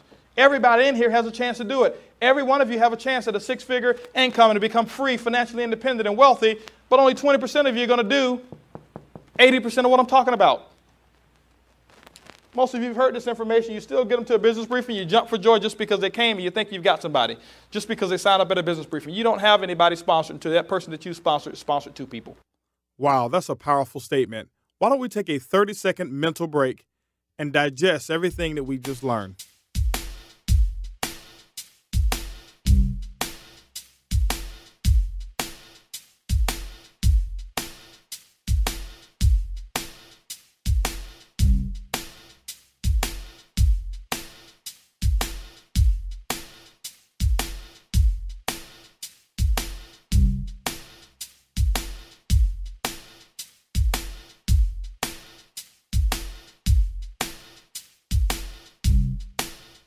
If you don't go through this process, you can't do it for them and you can't teach them. And so all you teach them is bad habits of getting excited when a person comes to first base. And then now you got a whole bunch of excited people who, hey, we have 15 people at the business briefing today. And they're all excited, going nowhere fast. Because they don't know how to bam fam. They don't know how to book a meeting from a meeting. You don't know how to do 3-way calls. Guys, learn this. This is the art. 3-way calling is an art. Edification is the fuel that makes the 3-way works. Don't ever get on the phone and say, hey, Holton. Holton, this is John. John, this is Holton. Go ahead, Holton. No edification whatsoever. I can't tell that person anything. Trust me. Hey, Holton, listen, you know what? Hey, listen, this is a guy here. He's interested in the business, and I want you to talk to him. Holton, John Holton. You've taken all the power away. So you know what John thinks? John thinks I'm just like you. He doesn't have any respect for you, so he definitely doesn't have any respect for me. And he doesn't have any trust for me. So nothing I say is meaning anything to him. That's why the edification is very important. You understand? That's why the edification is very important. While you're edifying, how do you edify? You edify with stories. You edify with stories. You don't have to edify with facts and figures. Edify with stories. Stories are the most important aspect of edification. How do I build my business? I tell stories all the time. I've made more money from talking about Mama Graham than anybody else in my group. Now, is she the #1 income earner in my group? No. But her story, in my opinion, is the most phenomenal in this entire company. 75 years young, bronze executive in the company, making more money in this company here than she ever made in corporate America for working 35 years. Is that a strong story or what? She had a fixed income. Operating on a fixed income. Got involved in this business here. Now she doesn't have a fixed income anymore. Guys, that's a very, very strong story. Why don't you use, if you're in her group, why aren't you using her for a 3-way? All she has to do is get on and tell her story. Facts, tell, stories, sell. All I do when I'm on a 3-way, I get on there and I tell my story. People just want social proof. They want to know, does it work and can I do it? Those are the 2 things people want to know. Does it work and can I do it? And will I get some help? For some people, will I get some help? Does it work? Can I do it? And will I get some help? That's what a 3-way call does. Now,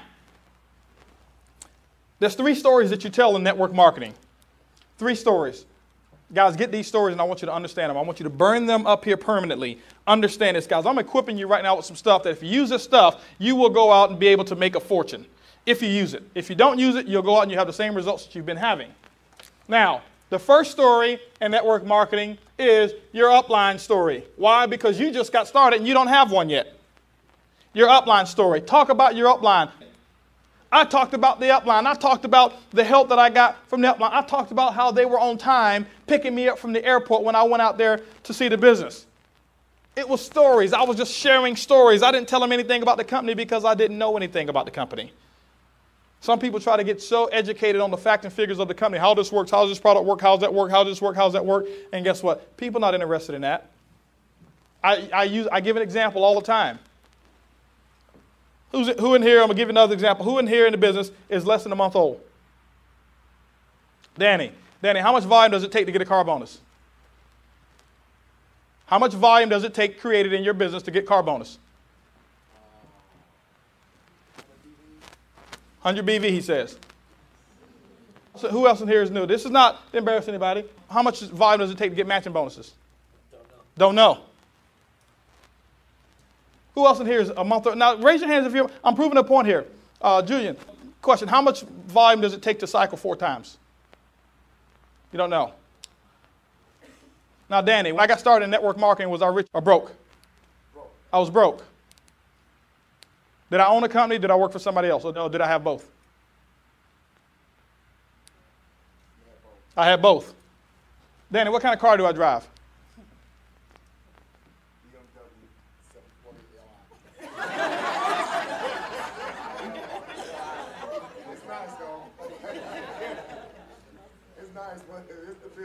It's the big one.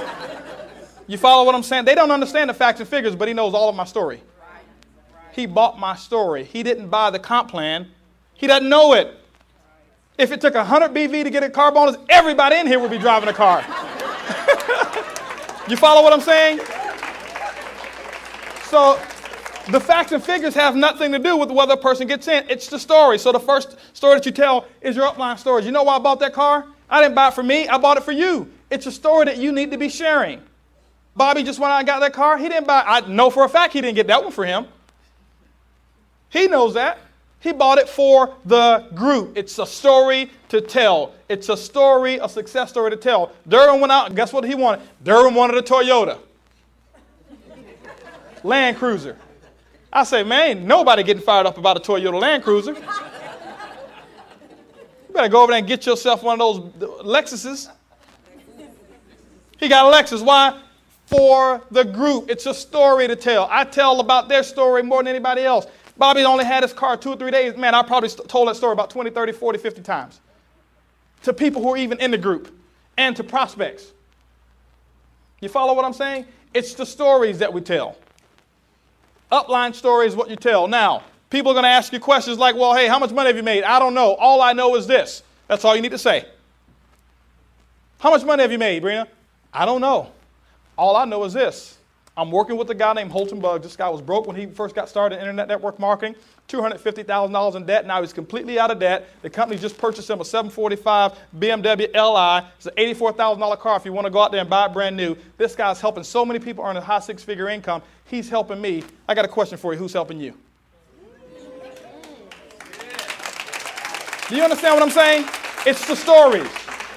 It's the stories that sell. It's the stories. So you tell your upline story. How much money have you made? I don't know. All I know is this. The person who I'm involved in business with had $35 in the bank. 12 months later, had over $300,000 in cash that paid off all of his bills, and he's helping 100 people become a millionaire. How many millions have you made yet? See, I always answer a question with a question. Those are the stories that I answer objections with stories. I edify with stories. Those are the stories that I tell. First story. Second story that you tell is your story. Your story. When you get one. Some of you don't even understand that you have a very strong story. How many of you have at least sponsored one person? At the executive level.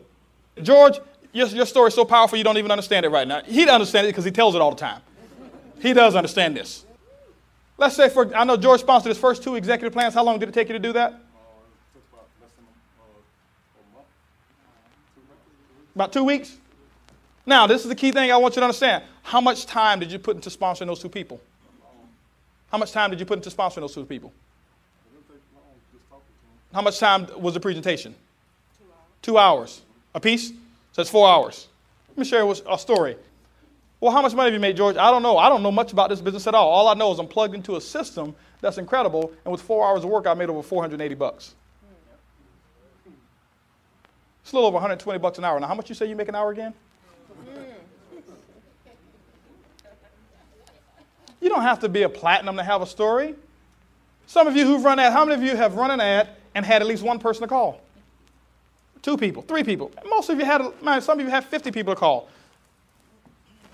How much money have you made? I don't know. All I know is this. Part of our system allows us to attract all kinds of people around the country to call us about our business. Matter of fact, this week, I just ran one of the ads, and I had 15 people call me who were looking for a call back, and my upline and myself are going to decide which ones we're going to put in our business. How many people have called you lately about an opportunity? It's a story. I'm telling a story about the system. I'm not getting into, well, I made X amount of dollars. You know why? Because I'll tell you this. When I used to tell people what my income was, it was either too much or too little. It's never the right number. I tell a story. I tell stories. That's all I tell. Hey, listen, you know what? Before I got involved in internet network marketing, I had a car repossessed. I got involved in this industry, and I was able to go out and buy me a Lexus cash. Don't know. But I just tell stories. I don't tell them what my income is. I just tell the story. That's your story. How's it working for you? I don't know. All I know is this. You know, my first time exposing this business to people, we put about 8 people in our organization. I have no idea how it works, but this thing is growing like crazy. It could have been 8 CPCs. It could have been 8 wholesale IBOs. It doesn't matter. They will go back and leave with that story. Third story that you tell is the most important one, and this is your success team story. Your success team are the people in your organization that you're helping build a business. Some people call it downline. I just don't like the term downline or referring to people as a downline because I don't look down on anybody. Want people below you? Go walk in the graveyard. Some of y'all will get that later on. Okay, now, so success team. How's it working? I don't know. All I know is this. One of the people that I've been able to help become financially independent is a guy named Bobby. He answered one of our ads, got involved in the business, replaced a 6-figure income, and just bought a brand new BMW. I think it's working okay. How's it working? I don't know. You know, one of the people I sponsored, named Regina Baker, got involved and never had made any money in this industry before. She's the number 25 income earner in the company out of 35,000 people. She's doing okay, completely retired, financially independent. How's it working? Well, I don't know. You know, one of the guys I sponsored, his name is Derwin. You know, Derwin got involved in the business, had experience, never made any money, got involved, and 2 months later was able to not need a job anymore after working for this company for 11 years with an engineering degree. He's the number 11 income earner in the entire company out of 35,000 people. You know what they're thinking? You must be way up there. Because I'm not talking about me. I'm talking about the people that I've helped. How's it working? Oh, it's working pretty good. Did you ever think stories could be so powerful? Absolutely. Why don't we take a 30-second action break? But during this break, I want you to write down 3 stories. First, your support line story. Second, your story. And then someone on your success team.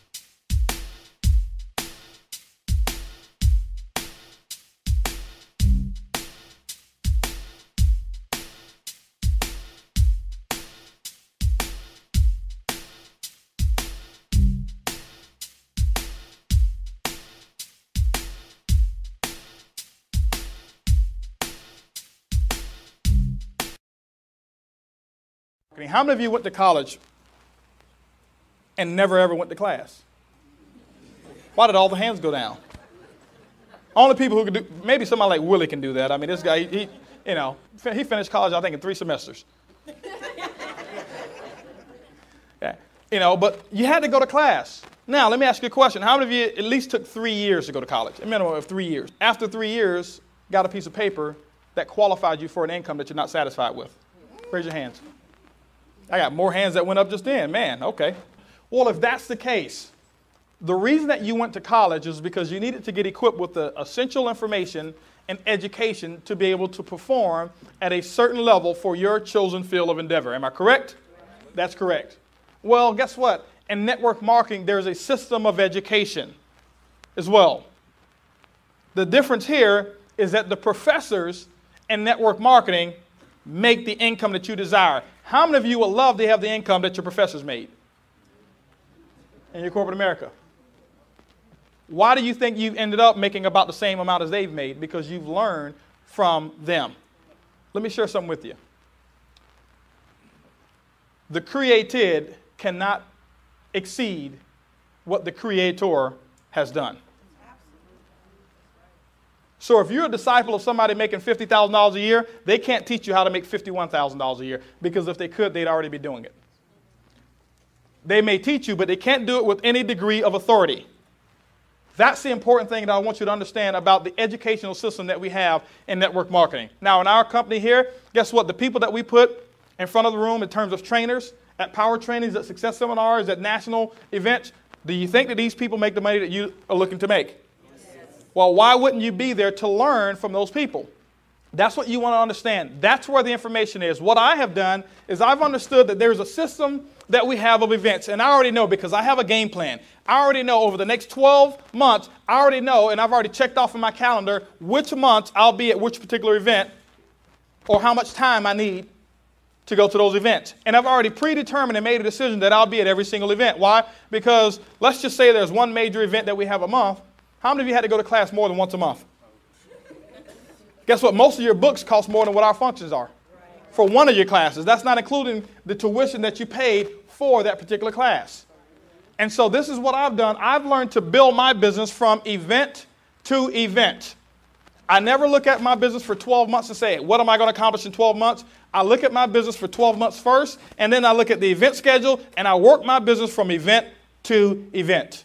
Because the events is what keep people in the business. It's the lifeblood of the business. It's what I call where the juice and where the emotions come from. People make a decision to build this business on an emotional basis. It's never a logical decision. It's based off of emotion. And you cannot make an emotional decision if you're not impacted emotionally. How do you get impacted emotionally? By putting people around the events. When you've got a system, 300, 400, 500 people, and you have people to come across your stage and start telling their story and tell you where they were, how they were in the dumps, and how they had their car repossessed, or how they were living a substandard life, and because of this company, and because of this system, and because of the upline, and because of the help that they have, now they're making a six-figure income. Now that they're completely out of debt. Now that they never have to work a job again. And if I can do it, you can do it too. Guess what? You get impacted emotionally, and you understand, man, there's social proof. There's somebody who's actually done it. I can identify with that person because I was just like them. But it happens at events. This Saturday training, this is not what I call an event. This is good stuff. But I'm talking one of the major deals that we have.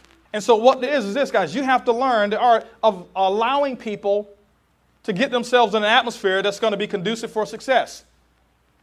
I am fanatical when it comes to events. Some people think I'm too fanatical. Some people think that we over-promote for events. But it's only the people who don't make the income per year that we make per month. And I'm not trying to be arrogant about it, but listen, if I agreed with you, I'd have your income. If you agreed with me, you have mine. And so I had to learn who should I agree with. And it wasn't me. I didn't agree with myself because I didn't have the income that I wanted. I started agreeing with the people who were making the money that I wanted to make. And from that point on, I made a decision. Every time an event comes around, if I'm qualified for it, I'll be there. Because I asked myself this question, what am I going to be doing that day that's going to show me how to make a 6- or 7-figure income? Nothing. That's why I'll be there every single time. If they call an event and it's on Mars, I'll figure out a way. I'll call NASA and say, hey, listen, Willie, we need to call some people up there at NASA, figure out a way to get to NASA because, you know what, there's an event there. And some people think that's kind of fanatical. Some people have season tickets. I'm not against season tickets, but guess what? You'll never miss a game because you have season tickets. Because you know what? You've already predetermined that for the next 10 years, you're going to be at every one of those home games and watch other people get wealthy. I've got season tickets too. But I've got season tickets to my events, to these events, to what we have here. And that's why the events are incredible. The key thing is this, when you go to events, you can't go by yourself. You always want to bring people on your team. I don't care how brand new they are into the business. The key thing I understand is this. The newer the people, the more willing they are to go to events. The more willing they are to invest in the education that they're going to get for the business. Guys, I'm going to give you a couple of examples of how important events are, and I want you to really understand this. Some people just tell people that, hey, listen, you know, we've got such and such coming up, and if it's available on your schedule, why don't you consider coming? See, it's our job to do what we call provide and protect. That means I have to protect the people from what I call the negative influences. We've talked about that before. And then I have to provide for them the system of education, and I have to provide for them an atmosphere where they can grow the fastest, get from point A to B with the shortest period of time and the least amount of effort. And it's called promoting for events. And some of you don't understand this right now, but if you really want to make a full-time income, you better understand this. If you're here to make $300, $400, $500 a month or $1,000 a month, you don't have to go to events.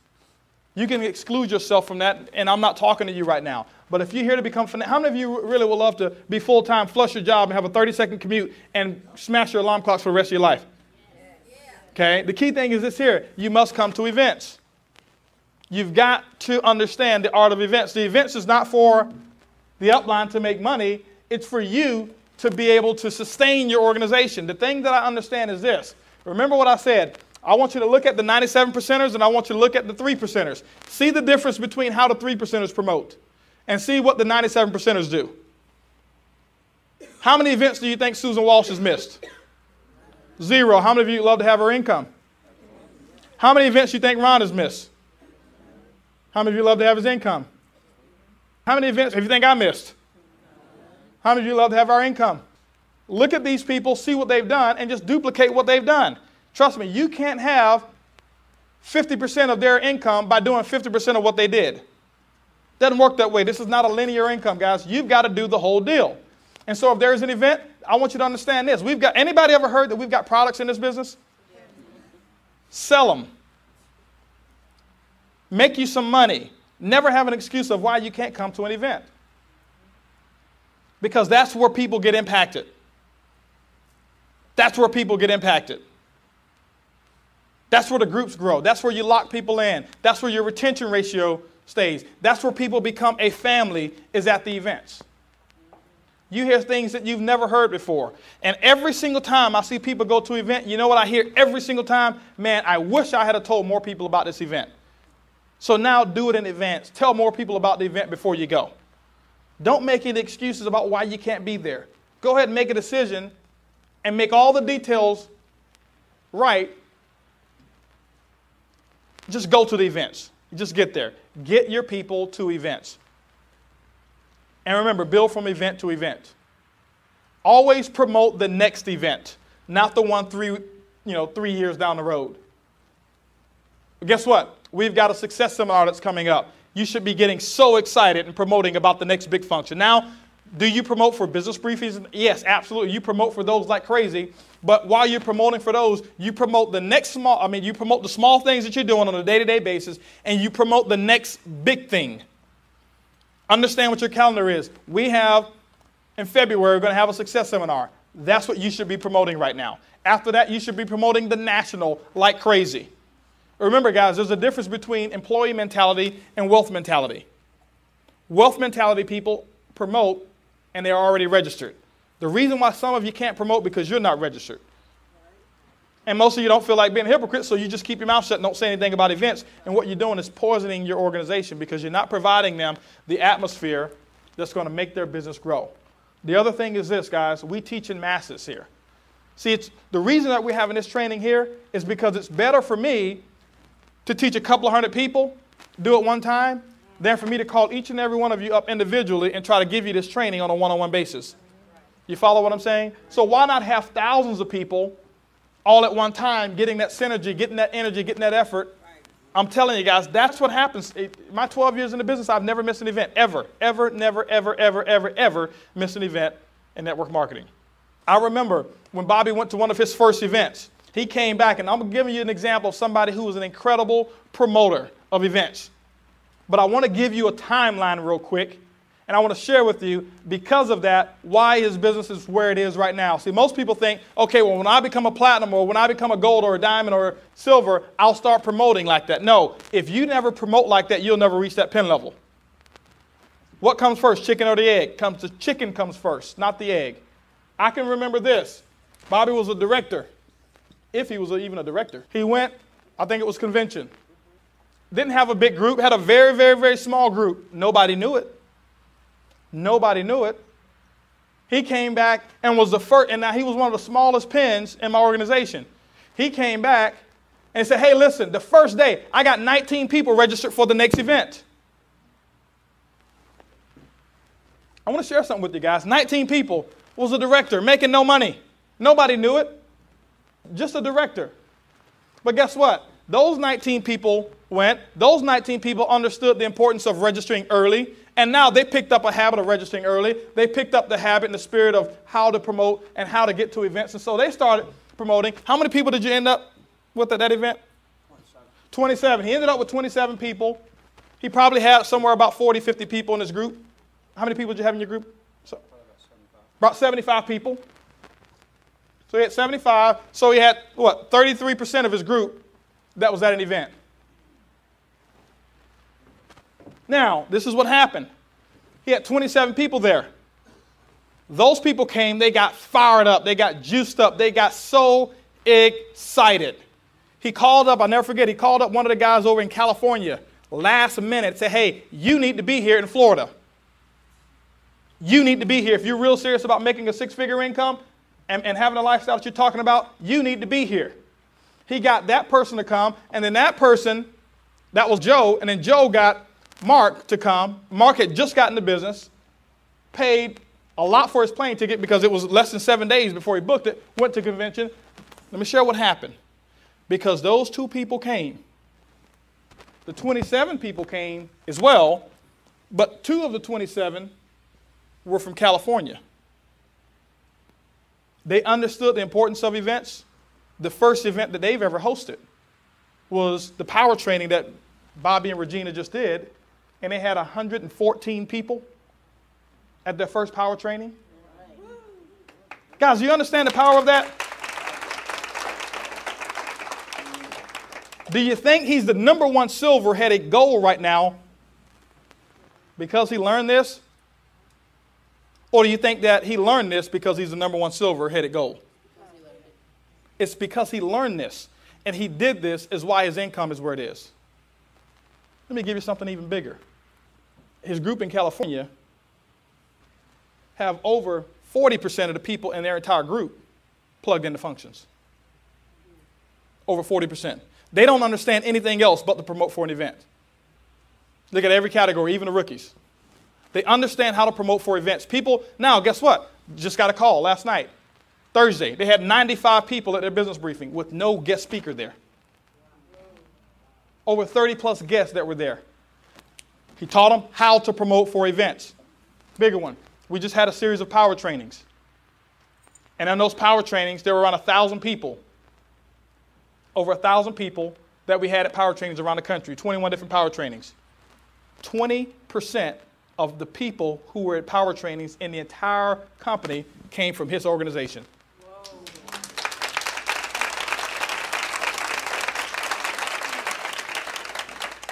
So do you think that you can have 0 people at a function and make this type of income? No.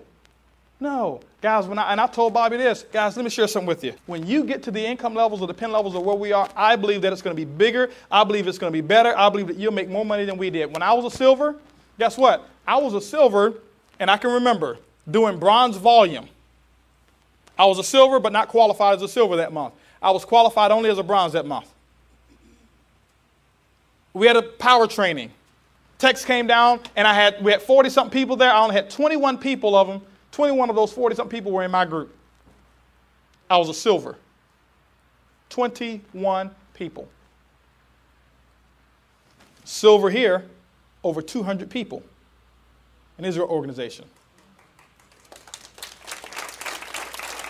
Now, we made a decision that we were ready to build. We started building, we started promoting for these events, made a decision, went from silver, but doing bronze volume. 22 days later, we were gold executives in the company.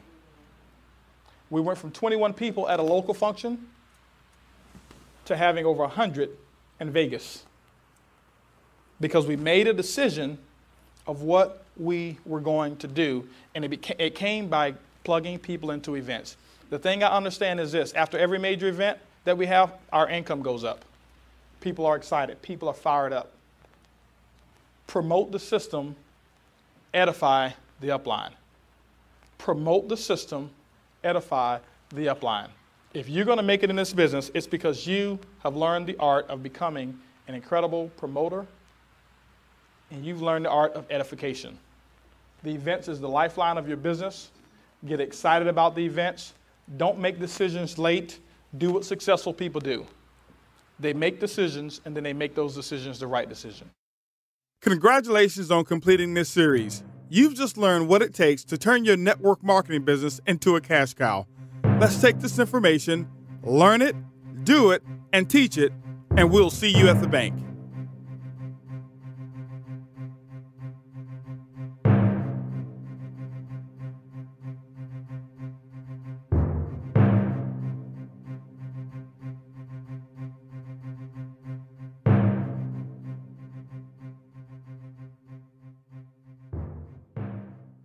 While the techniques and approaches suggested here have worked for others, no one can guarantee that they will work for you. We sincerely hope, however, that the ideas presented here will assist